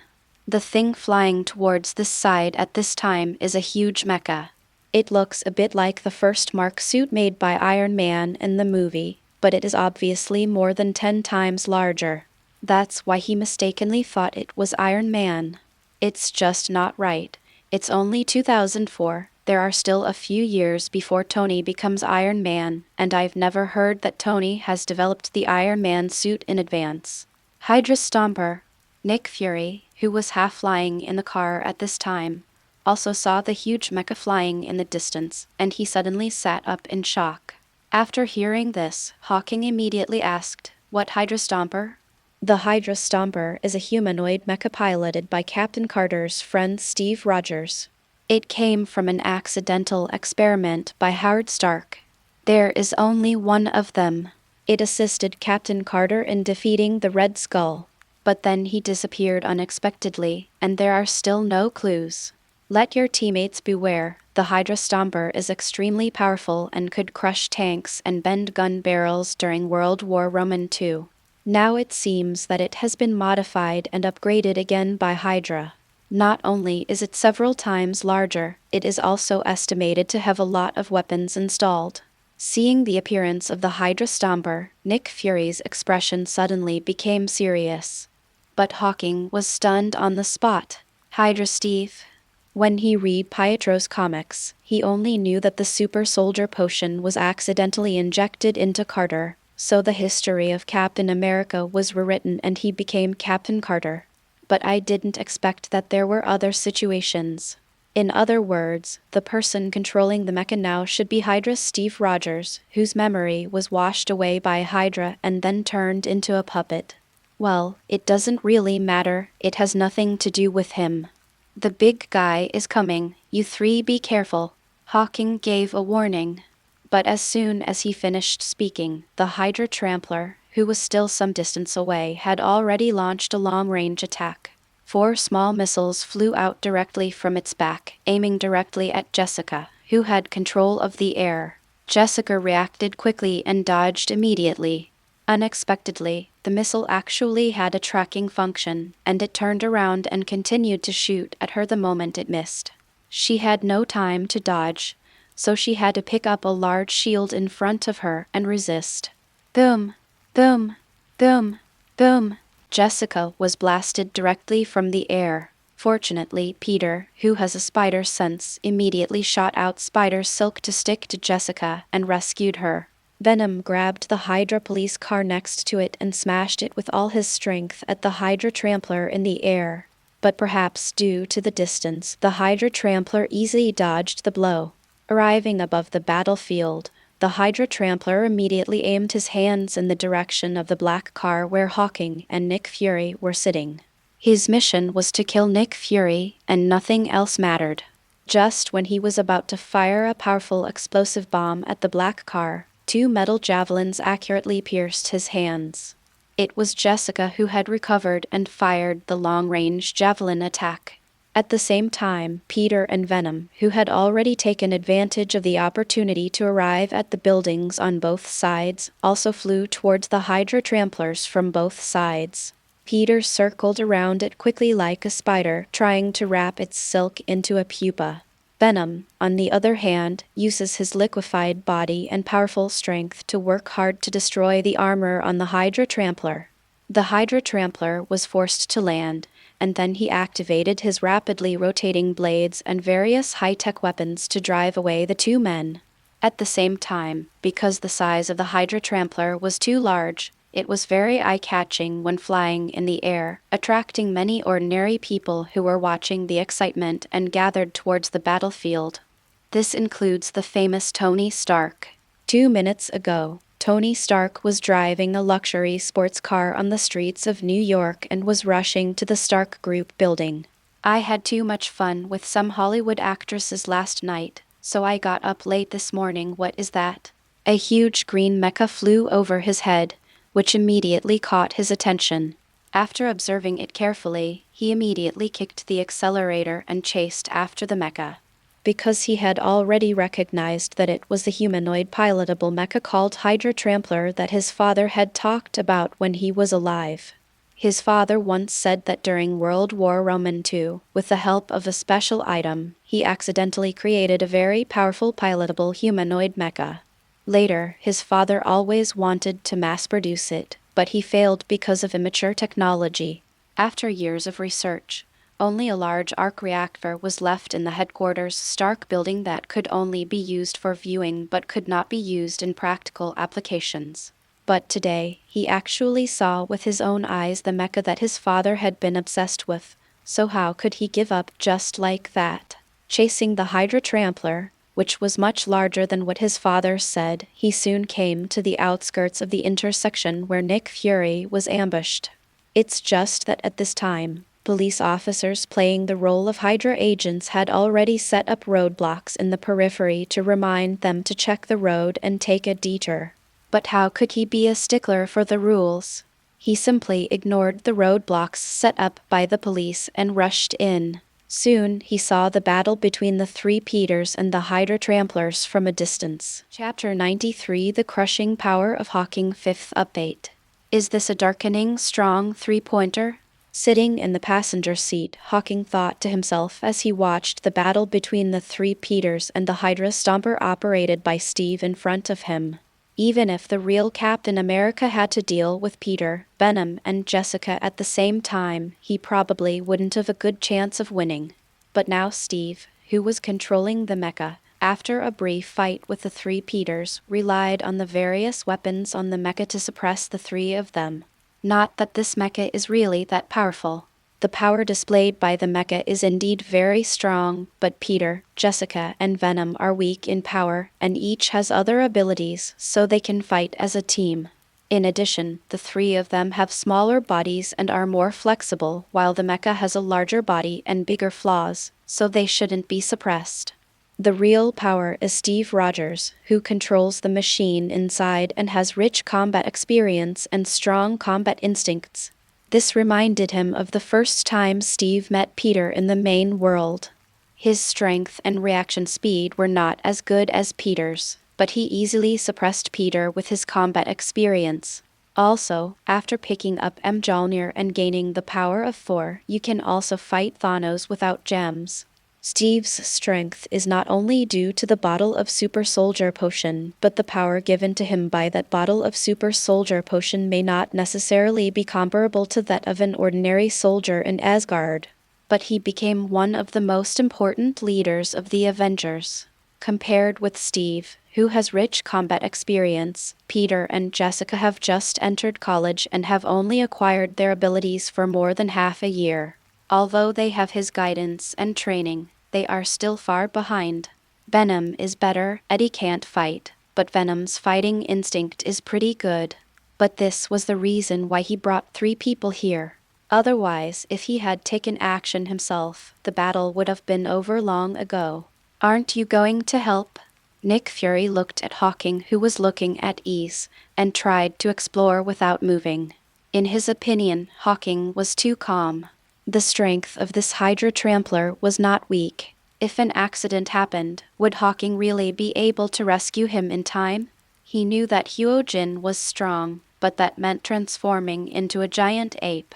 Before the transformation, he was not that strong. In other words, Hawking's strength is actually much stronger than he expected. After all, almost 4 years have passed. Preteen mutants are usually unable to fully develop and control their abilities.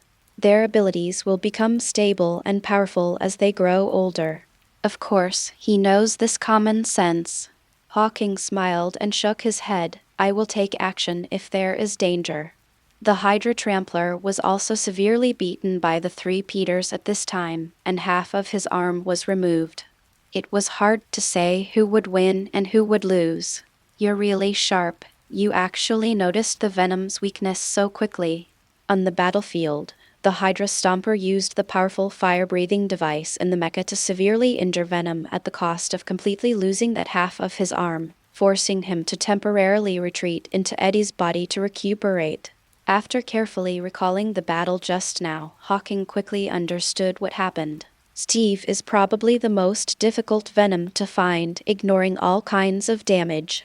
He subconsciously avoids the flamethrower on his mecha every time, so he knows that Venom's weakness may be fire. But he did not show it, but kept holding back.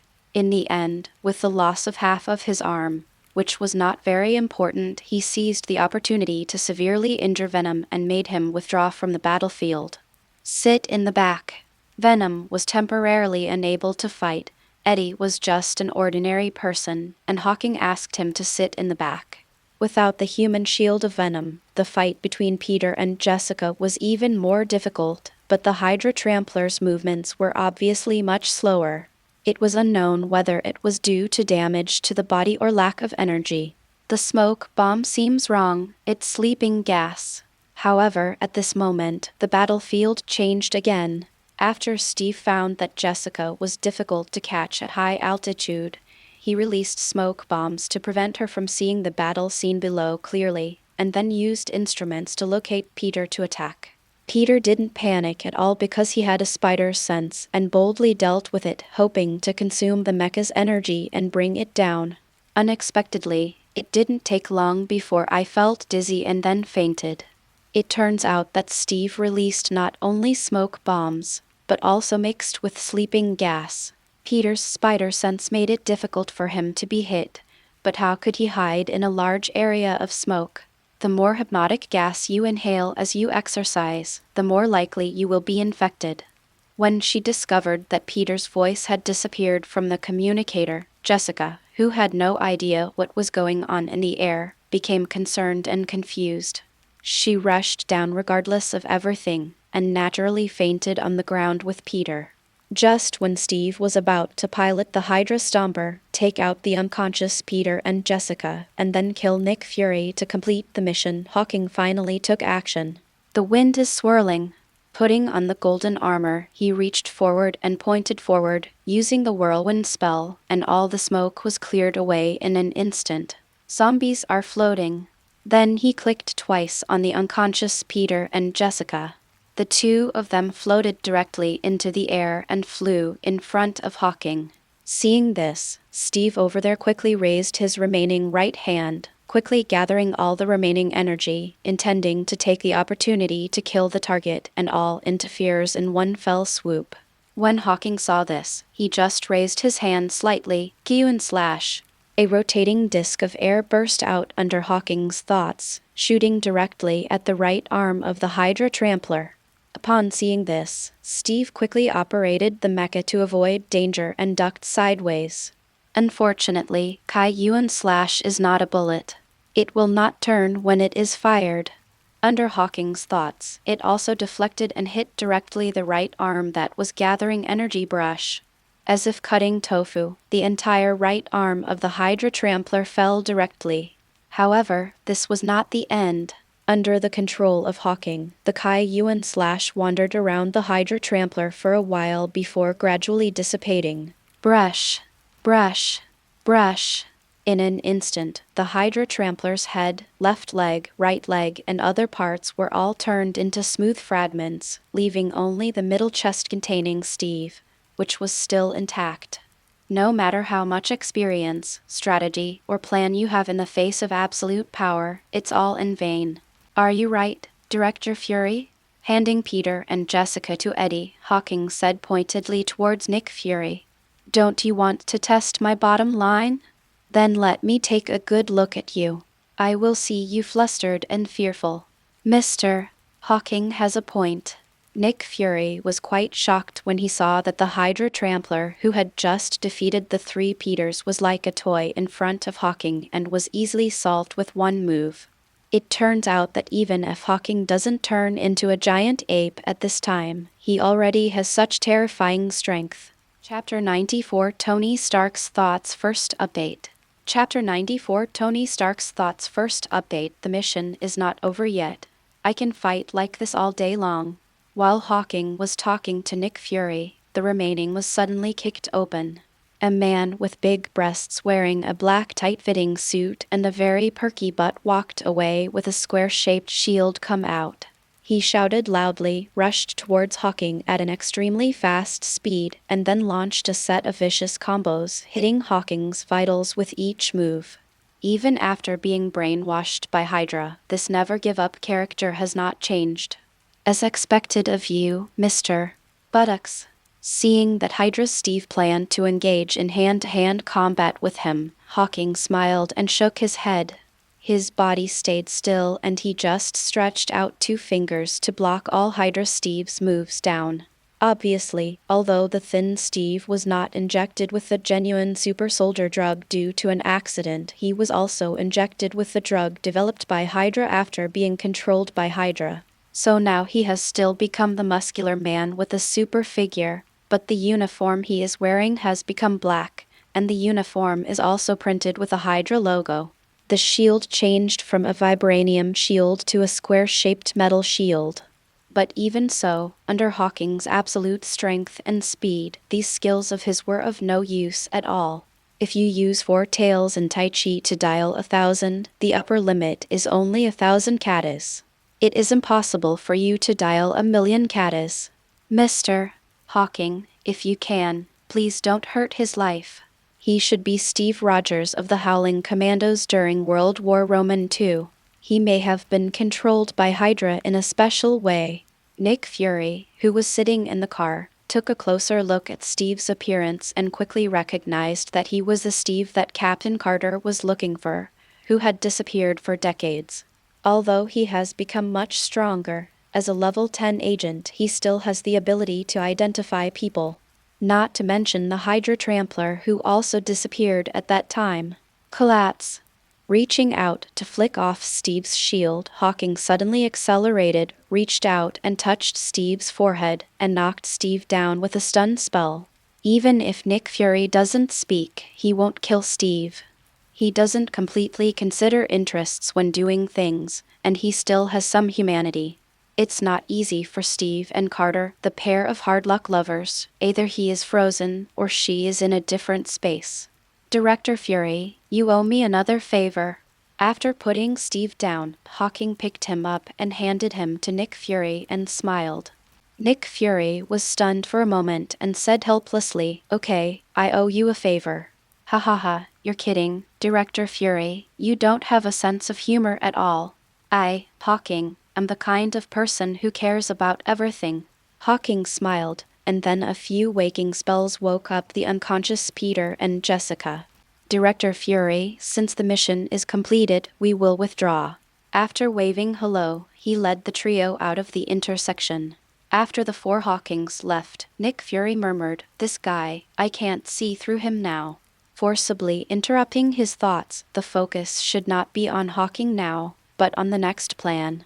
He put Steve in the back seat of the car and turned on the communicator. "Hill, inform Coulson that the second phase of the plan to eliminate Hydra has been launched." While waiting for the SHIELD agents loyal to him to arrive, he came to the broken Hydra Trampler and couldn't help but sigh. "It's broken like this. I don't know if it can be repaired." At this time, Tony Stark, who was standing in the distance and observing the situation here, sat back in his sports car, then stepped on the accelerator and left here. Halfway through the car, he said in the sports car, "Jarvis, call Pepper." "Yes, sir." A magnetic male voice immediately sounded in the car. After a while, the call was connected and Tony ordered, "Little Pepper, put down all the entertainment I have for the next 2 months, including those from the military. I want to concentrate on researching a new technology."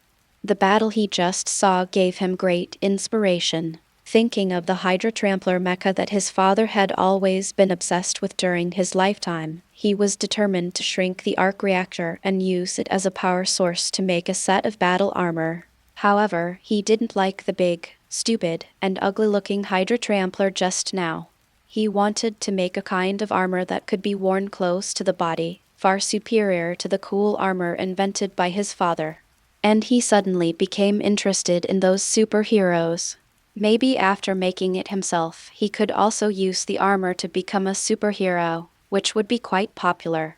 Thinking about it, I'm actually a little excited. On the other side, after leading a team of 3 people to have a post-war summary meeting, Hawking also let them go home. And he himself found a deserted place, transformed into Naruto every day, and then used psychic and reverse psychic techniques to come to Miaomu Mountain. Ever since he got the Naruto template, he would go to Miaomu Mountain every day to get familiar with it. As for the fact that the 9 tails would disappear from Naruto's body every time it was loaded, Naruto said he didn't mind at all. Because the last time he fought with Orochimaru, he used the power of the 9 tails to hurt Sakura. So he decided that no matter how dangerous it was in the future, he would no longer be bewitched by the 9 tails and use the power of the 9 tails. Of course, after his relationship with the Toads got better and better during this period, he also made some attempts. For example, sign a contract with the Toads again and actually write your name on the contract scroll to see if you can go to the world of Naruto through spiritualism after the protagonist's template ends. However, the result was that it didn't work. After Naruto's template was loaded, there was no reaction at all when he used the psychic technique.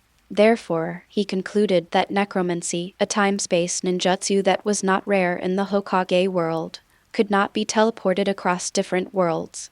He even felt that even if he learned the Flying Thunder God technique in the future, he would not be able to cross the 2 worlds. You must know that the world of Marvel is already very huge, with countless universes. If you want to cross such a large world and go to another world, how can it be possible with a small psychic technique? When loading Naruto's template, it worked. He thought it was because of the magical golden finger of the panel as a bridge. Boss Toad, how about the tobacco from my world that I brought you last time? Toad Guang, you're practicing the double sword technique again. Come on, I'll accompany you through 2 moves. Master Shijian, your set of kitchen utensils is too backward. I will give you a set of the top kitchen utensils in our world. It is guaranteed to be 10 times better than yours, and the food you cook will be 10 times more delicious. Toad lie, don't say I'm not a friend enough. This is the best lipstick in our world. Along the way, Hawking could chat with almost every toad, and every toad had a good relationship with him. Chapter 95 The Super Generous Hawking Second Update. Can the relationship be bad? In the entire Miaomu Mountain, except for the big toad immortal who is always sleeping, almost every named toad has received a gift from Hawking, maybe more than once. And many of the gifts are not available in their world, and they are all given according to their preferences. It is said that they are short-sighted and use their tricks, and the same is true for the toads in Miaomu Mountain. Therefore, even though Hyojin was a human being who accidentally signed a contract with the Toad clan, everyone liked him very much, and they basically had no objections to any requests as long as they were not excessive. For example, you need to formally sign your name on the contract scroll. For Hawking, those are things that can be bought for a small amount of money and are not worth mentioning. If he wanted to gain favor without spending money, Hawking was not that good of a talker, so he used this simplest and most effective method. Hey, Naruto, you're here so early? Seeing Naruto sitting cross-legged on a stone and meditating, Hawking stepped forward and said hello. When Naruto saw Hawking, he immediately jumped up from the stone. Hyojin, you came just in time. I still didn't use the residual image fist you taught me last time very well. Please teach me again. Okay, this residual image fist, you want it like this. After hearing what Naruto said, Hawking patiently explained. The location of Miaomu Mountain is extremely remote. Even if Hawking uses Wukong to fly at full strength, at his current speed, he will not be able to fly very far in an hour, let alone do other things. So he wanted to leave Miaomu to learn more ninjutsu. Naruto's value was self-evident. As long as Naruto is Psychic Toad, he can follow him directly to Naruto. Just after Naruto returned to Konoha, Kakashi was still recovering from his injuries, and Jiraiya left the village to collect materials.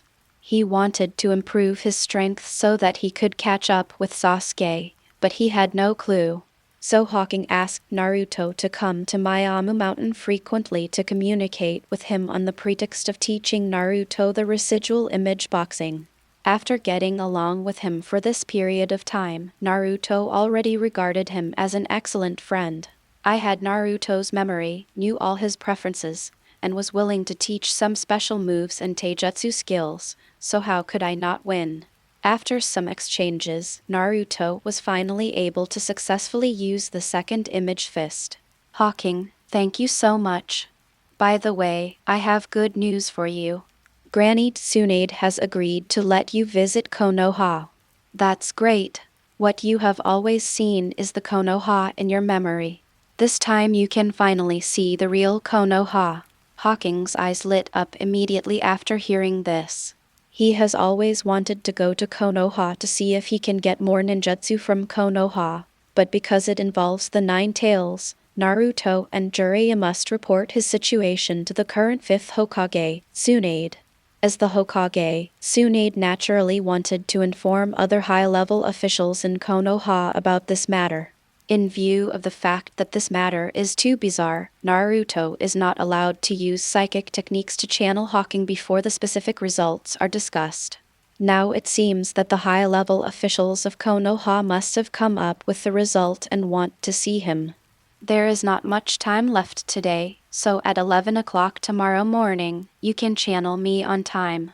At the end of the hour, Hawking, who was automatically sent back to the Marvel world, immediately took out his phone and called the purchasing manager of his company. I need you to purchase these things immediately.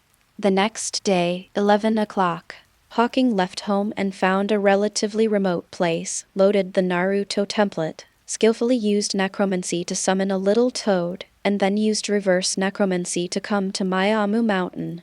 Naruto, who sensed the disappearance of the 9 tails in his body, also waited for a while and used the psychic technique in the Hokage's office. Boom. Hawking and a little toad were channeled from Mount Miaomu. Yo, Hawking. Yo, Naruto. After saying hello, Hawking quickly glanced at the surrounding environment. According to Naruto's memory, this should be the Hokage's office. As for the people in the office, the 3 standing next to them are Yamato, Sakura, and Sai from the new Class 7. And the yellow-haired beauty sitting in the center in front of her with great truth is Tsunade, the 5th Hokage. The 2 old men and women standing on the left are Konoha consultants Mido Kadon and Koharu. The old man on the right standing with a bandage on his body and a cane with a gloomy face is the leader of the root group, Tibetan. The young and beautiful black-haired woman in the back is Tsunade's apprentice and assistant Shizune. At this time, the people in the room were also looking at Hawking. Although I had already learned the relevant information about Hawking from Naruto, I was still a little surprised when I saw it with my own eyes, because it really looked like Naruto. This young and beautiful sister must be the 5th Hokage of Konoha. This is the first time we meet. My name is Hawking. After understanding the current situation, Hawking immediately greeted Tsunade. When Tsunade heard Hawking's words, she laughed boldly. Hawking, you can talk. Since you told Naruto that you wanted to come to Konoha, let him take you for a walk. Thank you, Hokage-sama, but don't worry yet. Hawking smiled, then took out a small square from his pocket and placed it on Tsunade's desk. This is my first visit, and I didn't prepare any expensive gifts. It's just a small gesture. Please don't mind, Hokage-sama. What is this? It looks familiar. Tsunade picked up the small square and looked at it in front of her eyes. Hawking laughed and said, Lord Hokage, please put it on the ground first. Tsunade did as she was told and placed the small square on the ground next to her. Hawking stretched out his hand to remove the magic on the small square. The small square immediately returned to its original size and turned into a slot machine. Adults can play 2 games while taking a break from official duties. Yes, you have a great future. If anyone bullies you in the village in the future, just come and tell your sister, and she will help you teach him a lesson. When Tsunade saw it was a slot machine, her eyes nearly popped out of her head with joy. Since she came back to take over the position of Hokage, Shizune has been watching her every day. She hasn't gambled twice in a long time, and her hands are itching. Tsunade-sama. When Shizune standing behind saw this, her face turned dark. Hawking immediately took out a mini box and restored it, then opened it and handed it to Shizune. This must be Miss Shizune. This is the most professional and complete surgical tool in our world, given to you. Wow, your world actually has so many medical tools. Shizune opened the box and was immediately attracted by the exquisite surgical tools inside. As a medical ninja, she had no resistance to these things. Chapter 96 1 Hour Tour of Konoha 3rd Update. These 2 must be Konoha's Dinghai Shunjin, Menyon, and Lord Zayamura. Please be careful. Could this be Danzo-sama? Be careful. You must be Naruto's favorite Captain Yamato. Be careful, Sakura. She is indeed the most beautiful girl in Konoha. Be careful. Sorry, the most trustworthy teammate and an indispensable member of Team 7. Come on, be careful. In less than 10 minutes, except for Naruto, almost everyone in the office had a satisfying gift in their hands, and most people's favorability towards Hawking increased a lot. Naruto, Sakura, and Sai, please take Hawking for a walk around the village. After the gift-giving was over, Hawking followed Team 7 and left the Hokage's office in a peaceful atmosphere. Not long after they left, Danzo kicked the wheelchair in front of him aside and said, This Hawking doesn't seem to be as innocent as the Jinchuriki said. He must have ulterior motives for coming to Konoha. Danzo-sama, you are worrying too much. I think this child is quite good. Since we cannot figure out and solve the problem of the transfer of the QUBI for the time being, let's treat him as a guest first. Tsunade touched the slot machine next to her, looking impatient. She wasn't crazy, and it wasn't because of the slot machine in front of her that she could buy for a little money, but she already knew it. According to the current information, as long as Hawking is willing, he can transfer the 9 tails from Naruto for an hour at any time. If this problem is not solved, even if Hawking has some purpose in coming to Konoha, he cannot act rashly. What's more, Hawking has always been very friendly, and they can't treat him in a bad way. Finally, even if Hawking really had a purpose, he could only come to Konoha for a maximum of 1 hour a day, and he had to ask Naruto to be a psychic. Once Naruto was not psychic, he would not be able to force his way over. By the way, Danzo-sama, don't be angry. After all, your eyes and arms are injured, you are still on crutches, and you are so old. It is reasonable for him to give you a wheelchair. There must be no other meaning. HMPH, since Hokage-sama has said so, I don't have anything to say, so let's leave it at that. Danzo replied expressionlessly and left the Hokage's office on crutches. In fact, of course he looked down upon a child like Hawking. To him, Hawking was just a humanoid psychic beast, and a time-limited humanoid psychic beast. What he said was just an excuse to use the topic so that if something happened in the future, it would give him one more reason to blame Tsunade. The 3rd generation is dead and Tsunade succeeds to the throne. His biggest goal now is to get rid of Tsunade and make himself the Hokage. What do the 2 advisors think? Seeing Danzo leaving, Tsunade turned to look at Mido-Kaden and Koharu. The 2 looked at the gifts in their hands and finally replied, "We think there should be no problem, but it's best to send Ambu to monitor it for a while." "Okay, let's do this. Yamato, please work harder, and I'll leave the task of monitoring Hawking to you." Tsunade nodded and ordered Yamato. Yamato was originally a good player in Anbu, and now he is the new captain of Team 7. He is a perfect fit both overtly and covertly. "Yes, Hokage-sama." Yamato nodded and disappeared from the spot with a teleportation technique. On the other side, Hawking, who had just arrived downstairs of the Hokage building with Naruto and the other 3, stretched out his hand and changed the sportswear on his body that was the same as Naruto's. At the same time, he took off Konoha's forehead protector and briefly did his hair. Hokage-sama probably doesn't want too many people to know about what happened between me and Naruto. I'll sort it out a little so that it won't easily arouse suspicion. Naruto is the 9 tails Jinchuriki, and he can take away the 9 tails for an hour every day. How could Tsunade make such information known to everyone? So he had long heard from Naruto that Tsunade had ordered that no one in the village should be informed of this matter except Team 7, and his identity was empty. Maiboku's guest in Konoha. In this case, it wouldn't be good if he looked so similar to Naruto. What kind of ninjutsu is that of yours? How can you still change clothes?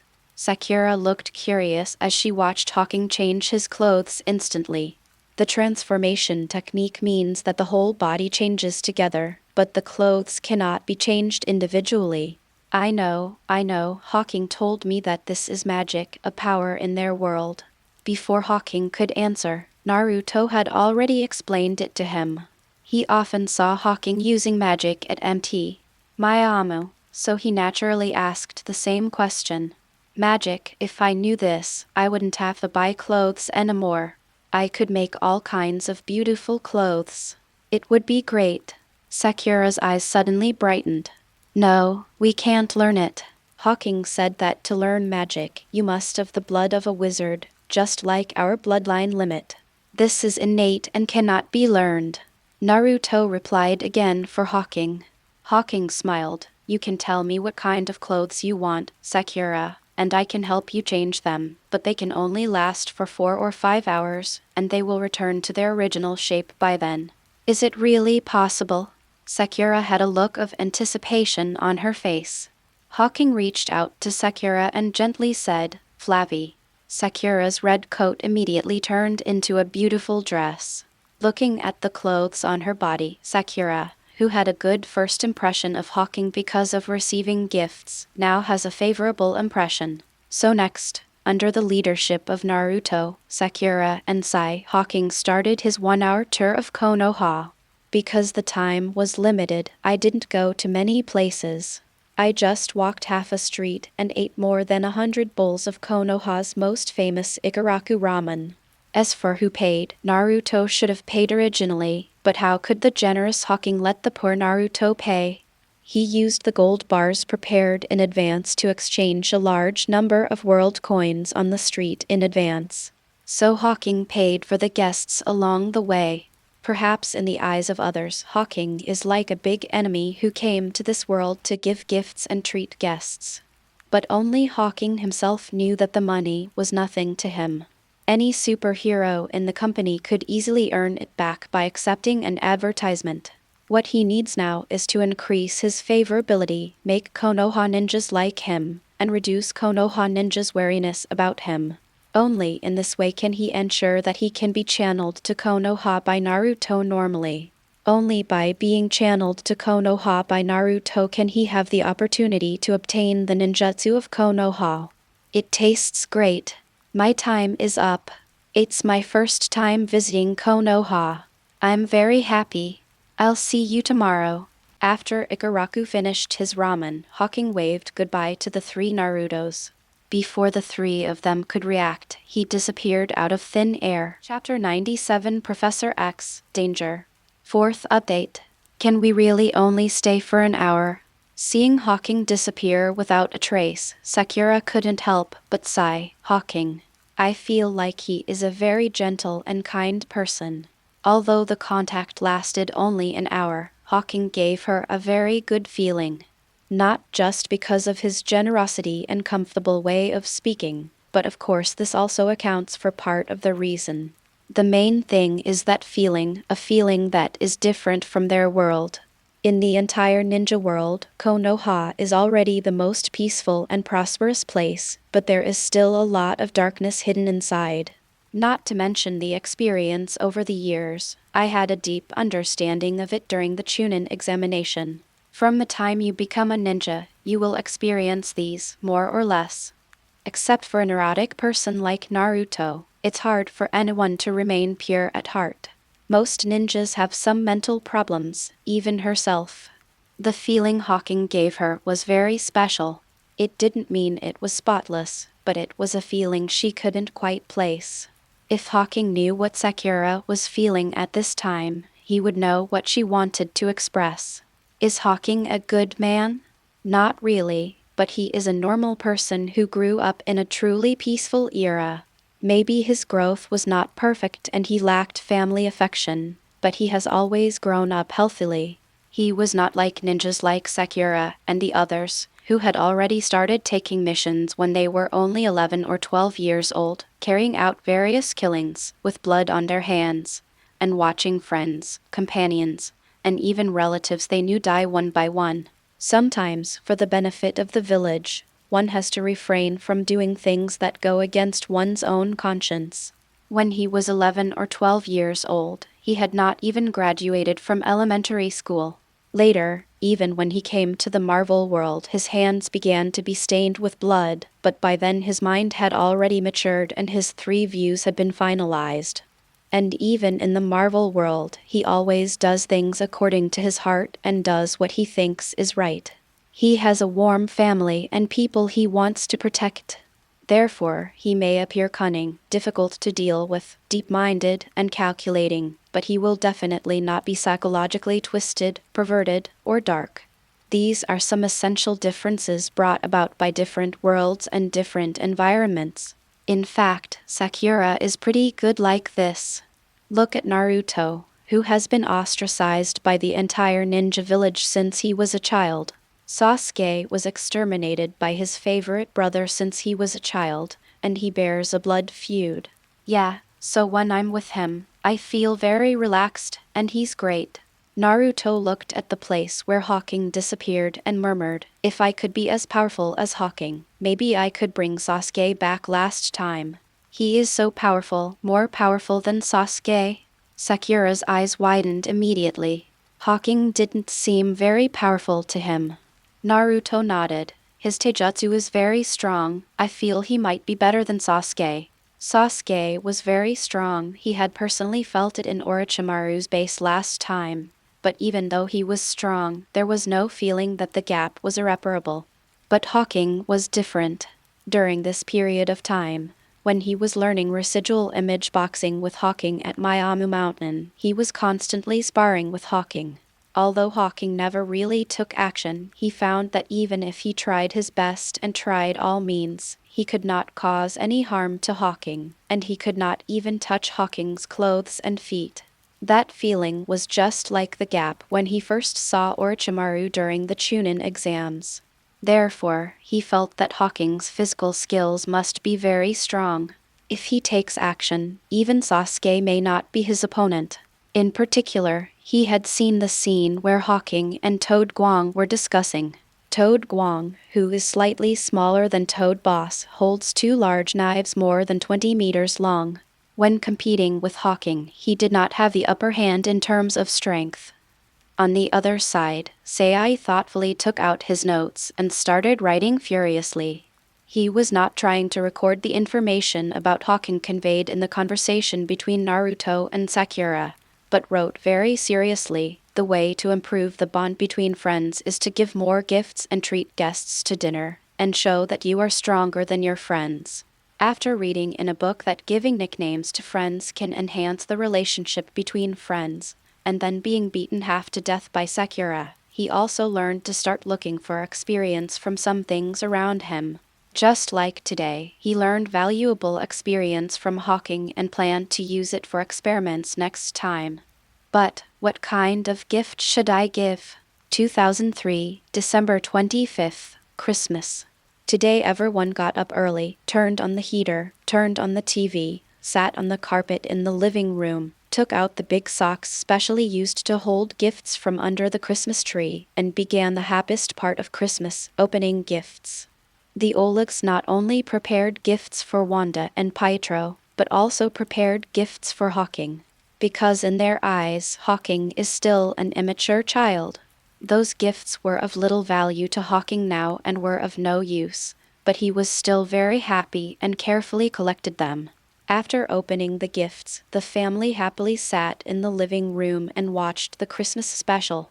In the afternoon, Hawking and Alina began to prepare the Christmas dinner for the evening. Hawking was responsible for cooking Chinese dishes, while Alina cooked Sokovian dishes. Hawking did not practice today, did not go to the company, and did not go to Konoha. He just wanted to spend a peaceful Christmas at home with his family. However, the tree wants to be quiet, but the wind does not stop. Just as Hawking was quickly pounding the minced meat into the basin again and again, preparing to stew a lion's head later, the doorbell suddenly rang. "Who is it?" Pietro activated his power and quickly ran to the door, opened it, and then said in surprise, "Professor Ororo, why are you here? Is Hawking at home? I have an urgent matter with him." Storm asked with an anxious look on her face. "What's wrong, Professor Ororo?" Hawking, who heard the sound in the kitchen, suddenly appeared behind Pietro. Seeing Ororo's expression, he had an ominous premonition in his heart. There was an accident at the school. Magneto suddenly appeared with a group of people and took the professor away by force. Ororo said quickly. Hawking suddenly frowned. "The professor has been taken away. Let's go back to school first. We'll tell you in detail on the way." With the strength of the Magneto Brotherhood of Mutants, it is basically impossible to take Professor X away by force.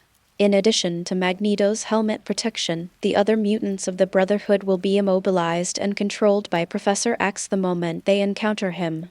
How could Magneto alone take away Professor X under the protection of so many X-Men? So there must be other factors involved. "Pietro, I'm going back to school. If you can't come back in time in the evening, you can eat first without waiting for me." After telling Pietro, Hawking took off his apron and immediately flew towards the school with Storm. Chapter 98 The Apocalypse is Coming 5th Update. Professor Ororo, what's going on? Hawking asked Storm on the way to the mutant school. Storm didn't hide anything and told the whole story in detail. It turns out that all the professors from the school and the mutant students who stayed in the school were celebrating Christmas together in the hall. Suddenly, a space wormhole was opened, and Magneto appeared with several people, saying that he wanted to take Professor X away and complete their original dream together. One of them, a blue-skinned mutant who dressed strangely and claimed to be the god of mutants, made Professor at that time. Magneto's abilities were much stronger than before, and none of them could break through. In this way, Professor X was grandly taken into the space wormhole and disappeared. It's a flash. No, it's the apocalypse. After listening to Storm's narration, Hawking's expression changed again. When he first heard about the space wormhole, he thought it was Magneto who had found the mutant Blink who could open the teleportation wormhole. But later, when he heard that a strange blue-skinned mutant who claimed to be God was able to instantly restrain Professor X, and Magneto's abilities also increased significantly, he knew he was wrong. How powerful Professor apart from the Phoenix Girl who has been lifted from the restrictions. There is only Apocalypse who is known as the ancestor of mutants. This is going to be troublesome. Guessing that it was the Apocalypse, Hawking became uneasy. According to what he learned while watching the movie, Apocalypse was the first mutant to appear 5,000 years ago. Because he was able to transfer his consciousness to other mutants, he gained their abilities and talents, and eventually ruled mankind. Later, when the consciousness was transferred to a mutant with the ability of self-healing and immortality, the enslaved humans betrayed and fell into a deep sleep. He remembered that the address where he was sleeping was a certain city in Egypt. He didn't have much memory of the specific city, but even if he remembered, he never planned to look for it. As soon as Apocalypse sees the sun, he can absorb energy and wake up. Why is he looking for that trouble? Unexpectedly, he would be found and awakened by Magneto now. After thousands of consciousness transfers, Apocalypse possesses thousands of mutant abilities. He is so powerful that he has almost no shortcomings. In the end of the movie, Jean exploded with the power of the Phoenix to kill her. To be honest, with his current fighting power, he is really not sure that he can kill Tianqi. The full-strength Phoenix power is at the level of the multiverse. His current combat power of more than 200, even with the Wukong template, is less than 300. At most, it is only at the planet level, not even the Heavenly Father level. But fortunately, today is not only Christmas, but also a full moon night. If he waits until night, he can transform into a giant ape. By then, his combat power will increase tenfold and he may be able to fight against Apocalypse. However, he always had a vague feeling in his heart that something was not quite right. This is different from the movie. In the movie, the middle-aged Magneto fell into despair because his wife and daughter were killed by humans, and was persuaded by Apocalypse to become one of the 4 horsemen of Apocalypse. And now Magneto is a scheming and elderly Magneto. How can he so easily let Apocalypse, a mutant who has been around for more than 5,000 years, dominate all of this? And based on his understanding of Magneto, Magneto at this age is very cautious in doing things. He really wants Apocalypse to capture Professor X and transfer his consciousness into Professor. Then he shouldn't have cleared out the X-Men and the powerful man who could transform into a giant ape first before taking action. Instead, he took away Professor X directly and blatantly. Isn't he afraid that they will destroy Apocalypse when it is transferred? Finally, he didn't believe that Magneto didn't know that he could transform into a giant ape on a full moon night. Although this information is only known to a few people such as Professor, if you really don't know, is it a coincidence that it happened to be launched on a night with a full moon? It can't be because today is Christmas. Forget it. Let's save Professor X first. He definitely cannot let Apocalypse acquire Professor X's abilities. With Apocalypse's powerful mental power, once he acquires Professor Even he would find it difficult to resist by then. However, this trip has both dangers and opportunities.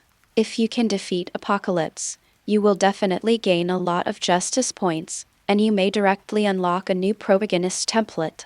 Although Apocalypse does not intend to massacre the entire human race, it does require Magneto to activate the magnetic field to collapse the continental plates and return everything developed from the Bronze Age to its original state. Mutant School Conference Room. How's it going, Professor Hank? Have you found the professor's position? As soon as Hawking entered the door, he immediately asked the Beast. The Beast shook his head solemnly. No, Magneto knows us very well. The positioning installed on the professor's wheelchair was destroyed. Why did Magneto kidnap the professor? Does he want to use the professor's ability to exterminate the entire human race like before? Who is that blue-skinned guy? He can control the professor instantly. At this time, Wolverine slapped the table angrily. Having that experience before, it's hard not to let them think that way. I'm afraid it's not just Magneto this time. What Professor Auror told me reminded me of a legend I once saw accidentally. I wonder if you know Chianki? Hawking said with an expression on his face. It's now time, and the information about Apocalypse must be shared. Apocalypse? Everyone looked confused. Obviously none of them had heard of this name. So Hawking quickly told him all the information he knew about Apocalypse. So this Apocalypse is more dangerous than Magneto. He can strengthen the abilities of mutants. It is estimated that Magneto and the mutants under his brotherhood have been strengthened. This time it will be a tough battle. There are such terrifying mutants in the world, so they are probably hiding in a city in Egypt. Hank quickly had a guess. Since Apocalypse's former base was in Egypt, there is a high probability that any plans will be launched in Egypt. Okay, so, we need a little help. Let me make a call first.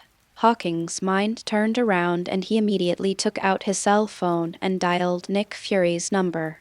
Director Fury, this is bad. Humanity is going to be doomed. Chapter 99, One Step First Update. As soon as the call was connected, the first words Hawking spoke made Nick Fury stunned. Mr. Hawking, today is Christmas, not April Fool's Day. Please don't make such a joke. I'm not kidding. The professor was kidnapped by Magneto. Hawking quickly told Nick Fury the relevant situation. When the apocalypse comes, this is not just a matter for mutants, but also for all mankind. To be more precise, mankind is much worse. When Apocalypse ruled mankind, at least some mutants with abilities similar to those of Apocalypse were relatively safe and had a relatively high status, while humans were only worthy of being slaves. So there is no reason for such a big thing to happen. They are the only ones worrying here, leaving Nick Fury, a guy who usually talks about maintaining world peace, idle. Captain Marvel, Captain Carter, Black Widow, Hawkeye, and May, agents of SHIELD plus potions and weapons that can restrain mutants' abilities, are also a big help. Especially Captain Marvel. A few years ago he couldn't even defeat the giant ape, so he can definitely be a big help. Moreover, he doesn't know exactly which city in Egypt Apocalypse and Magneto will start their operations in. He can also ask Nick Fury to help check. Are you sure Janky is as powerful as you say? After listening to the narration, Nick Fury's voice became much more solemn. Hawking replied decisively, maybe it's more powerful than what I said. You think I would joke with you about this kind of thing? If you don't believe it, all the teachers in the school are here. We can't all lie to you together. But I'm really not very good at sparing manpower now, Hydra. Nick Fury explained in a rare awkward tone. It turned out that after the last attack, he also launched a full-scale counterattack against Hydra. And because he has his wife, Captain Marvel, as his backing, Hydra, led by Pierce, is being defeated step by step and is almost completely eliminated from S.H.I.E.L.D. But today, for some unknown reason, Hydra seemed to have gone crazy and actually started to launch inhumane terrorist attacks all over the world in revenge. This made him a little anxious for a while, and almost all the agents were sent to help suppress it. Even Captain Marvel was fighting fires in major cities around the world. If everyone stopped at this time to help Hawking and the others fight against Apocalypse, many people would probably die by then. Originally, because S.H.I.E.L.D. was infiltrated by Hydra led by Pierce, the International Security Council has lost a lot of confidence in S.H.I.E.L.D. and is considering whether to continue funding in the future. If S.H.I.E.L.D. cannot deal with the terrorist attacks caused by Hydra now, I believe that the International Security Council will no longer support S.H.I.E.L.D. and those original privileges will no longer exist. The most important thing is that the apocalypse may not be as powerful as Hawking said. If we can use this to make the mutants suffer from internal fighting, then S.H.I.E.L.D. will be much better off. Although the Hydra crisis was solved this time, S.H.I.E.L.D's strength was also knocked back to before liberation. From the original three-party clampdown, S.H.I.E.L.D. has become the weakest, which is not a good thing. Director Fury, you have to think about it. If Apocalypse's consciousness is really transferred to the Professor, then in cooperation with Magneto, the harm caused by Hydra's terrorist attack will not be comparable, and the entire human civilization will be destroyed. The relationship between them is very important. You have to weigh it yourself. Hawking was not a fool. He naturally guessed the little thoughts in Nick Fury's heart, and his tone became cold involuntarily. He finally understood why Nick Fury came up with the Avengers plan and connected the Avengers together to form the Avengers Alliance. However, it was Iron Man and Captain America who ultimately led the Avengers. Because compared to a superhero, Nick Fury is more of a politician and thinks too much about interests and gains and losses. In this way, Mr. Hawking, I will help you find the location of Magneto and the others as quickly as possible, and at the same time, I will get Captain Marvel to support you as quickly as possible. As an ally, even if S.H.I.E.L.D. is in a difficult situation now, it will definitely not leave its allies alone. Find the location and send it to me directly. Too lazy to listen to Nick Fury's chatter, Hawking hung up the phone directly.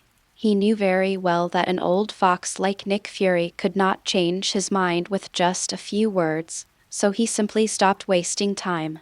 To help find Magneto and Apocalypse, he believed that Nick Fury would do his best, but if he sent Captain Marvel over, he estimated that even if he did send Captain Marvel, he would definitely fight to the end. If they win, they will pretend to have just arrived. If they lose, Apocalypse will probably feel uncomfortable, and they will have a better chance of winning in a fight. Very good. Since you're doing this with me, don't blame me for being rude. After hanging up the phone with Nick Fury, Hawking thought for a moment and called again. First, he sent the location here to Peter, Venom, and Jessica, asking them to come over quickly. He then contacted Jonah Jameson, the head of the Daily Bugle, and contacted the Green Goblin and the company's head of public relations. Let them spread the news of Apocalypse's destruction of the world as quickly as possible, no matter what method they use, after some corrections. It is important that everyone in the world knows about this crisis.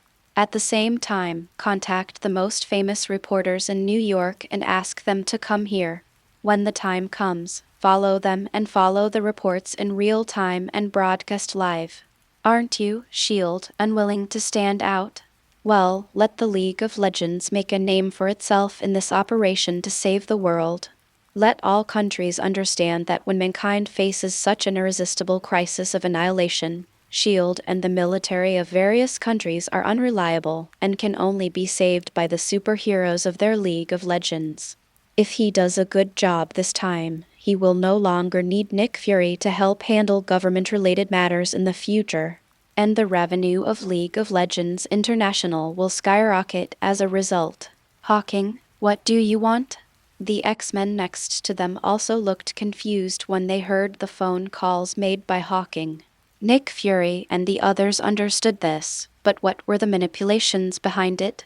You should all know that my purpose in founding League of Legends International is to use this superhero company to make the human public accept mutants. Originally, the professor and I planned to take it step by step, recruiting some non-mutant superheroes first, and then slowly add mutant superheroes after they became famous. Now that we have this opportunity this time, let's take this opportunity to get it right in one step. When the reporters arrive later, please don't say that you are the X-Men from the mutant school, just say that you are the superheroes who recently joined League of Legends International, but you are mutants. Hawking explained slowly. Chapter 100 The whole army attacks second update. In fact, Hawking's considerations are not complicated. What he wants to present to the public is not that the ancestor of mutants wakes up to rule mankind, and then another group of mutants defeats him. Such a result will only make the public think that this is an internal fight between mutants, and it will also affect innocent humans like them. Mutants are really terrible. What he wants is to weaken the concept of mutants. Let the public know that when villains like Apocalypse and Magneto appear on Earth, there will be righteous superheroes who protect mankind and defeat these villains. Some of these superheroes, like Peter and Jessica, gain superpowers by accident. Some were gifted with powers by gods, like Hawking, and there are mutants who are born with the ability to awaken. Therefore, mutants should not be scary freaks, but humans who are born with superpowers. They can also join the League of Legends International Company, which many people dream of joining, and become superheroes. As long as they are portrayed well, the public will immediately change their view of mutants after this incident. Half an hour later, Hawking received a text message from Nick Fury. According to the records retrieved, all members of the Brotherhood of Mutants went to Cairo, Egypt this morning. We have found their location. The whole army is going to attack. Putting down his mobile phone, Hawking led all members of the X-Men, League of Legends, and more than a dozen reporters, boarded the X-Fighter, and flew to Cairo as quickly as possible. In the cabin of the plane, more than a dozen reporters eagerly pointed their microphones and cameras at Hawking, who was wearing golden armor, and began to ask various questions crazily. Mr. Flash, may I ask, is the news about Apocalypse's world destruction that just spread true? Mr. Flash, is this plane newly purchased by League of Legends? Why have I never seen it before? Mr. Flash, besides Spider-Man, Venom, and Flying Knight, who are these people behind you? Facing reporters' questions, Hawking calmly answered, the news of Tianqi's destruction is true, and this heroic fighter is also a transport aircraft just developed by the company. As for the new faces here, they are all new superheroes we have recruited and undergone rigorous training. This is Storm, who can control lightning and storms. This is Cyclops, who can shoot heat rays like Superman. And this after Hawking's introduction, the reporters also began to interview the X-Men one by one. The authenticity of Apocalypse's world destruction is still uncertain, but being able to get interviews with these superheroes in advance is definitely worth a special trip for them this Christmas. Meanwhile, on a high slope outside Cairo, Egypt, Magneto took all the enhanced members of the Brotherhood of Mutants behind him and said to Apocalypse, the destructive power of human nuclear weapons is quite powerful. If this hidden danger cannot be solved before action, I'm afraid it will be very troublesome. I believe that human selfishness should not mind sacrificing the city to attack us. Hearing this, Tianqi showed a trace of disdain on his face. I didn't expect that these slaves would actually become their masters during the 5,000 years I have been sleeping. Don't worry, they will soon find that the weapons they are proud of will all disappear, and they will have no power to resist. He reached out and touched the unconscious Professor X's forehead, and his spirit began to invade Professor X's brain and control Professor X's abilities. In an instant, all countries with nuclear bombs on the entire Earth experienced a terrible incident that almost stopped the hearts of the senior officials. That is, all the nuclear bombs were launched without any orders from them. You must know that there are now more than 10,000 nuclear bombs in the world. If they were detonated together, it would be a disaster for all living things on the Earth. Fortunately, these nuclear bombs only took off but did not fall. In the end, they were all launched into the universe. In other words, at this moment, all countries on the planet no longer have a single nuclear bomb. Okay, we can start planning. Withdrawing his hand, Apocalypse showed a confident smile on his face. Professor X's mental resistance is so strong that even he cannot control it for a long time. Therefore, the best way is to transfer consciousness, so that he can completely take over Professor X's ability as his own, and then control the entire human race at will. There will never be an uprising by human slaves again. As for why not just detonate all nuclear bombs and destroy the entire human race? What he wants is to continue to rule humans as he did 5,000 years ago and turn them into his slaves. If he kills them all, what's the point of being a polished commander? So he only needs Magneto to use the magnetic field to destroy the entire modern civilization of mankind so that they have no ability to resist him. He raised his hands and began to face the city of Cairo in front of him, activating his ability to control sand and rocks. Under Apocalypse's power, countless modern buildings in the center of Cairo instantly collapsed and turned into grains of sand, which gathered together and gradually formed a supergiant pyramid engraved with various runes. This giant pyramid is so big that it occupies more than half of the entire city of Cairo. And this scene also made Magneto behind him freeze in his eyes. He knew Tanky was powerful, but he didn't expect it to be so powerful. Fortunately, he was prepared. He raised his head and looked at the sky, which was already getting darker. He said to Tanky, "Let Mystique lead people to protect you and complete the ritual in the pyramid. I will use all my power to disrupt the magnetic field and destroy human civilization." Okay, go do your thing. After the plan is completed, you will be the leader of the 4 horsemen of the apocalypse in the future. Tanky nodded, then controlled the unconscious professor and flew towards the pyramid. After Apocalypse left, Magneto ordered Mystique, "After the fight starts in a while, be careful to preserve our strength and let the X-Men and Apocalypse fight slowly." After explaining Mystique, Magneto also flew up, found a secret place, and began to fully activate his abilities. At least in terms of destroying human modern civilization, he and Apocalypse have the same idea. However, it is impossible for him to let someone like Tanky rule the entire Earth. It's not because of ambition, but because his ideal has always been to liberate mutants so that mutants can no longer be persecuted by humans and can live happily in the future.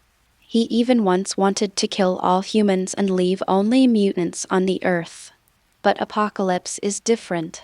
Apocalypse is a dictator and an emperor.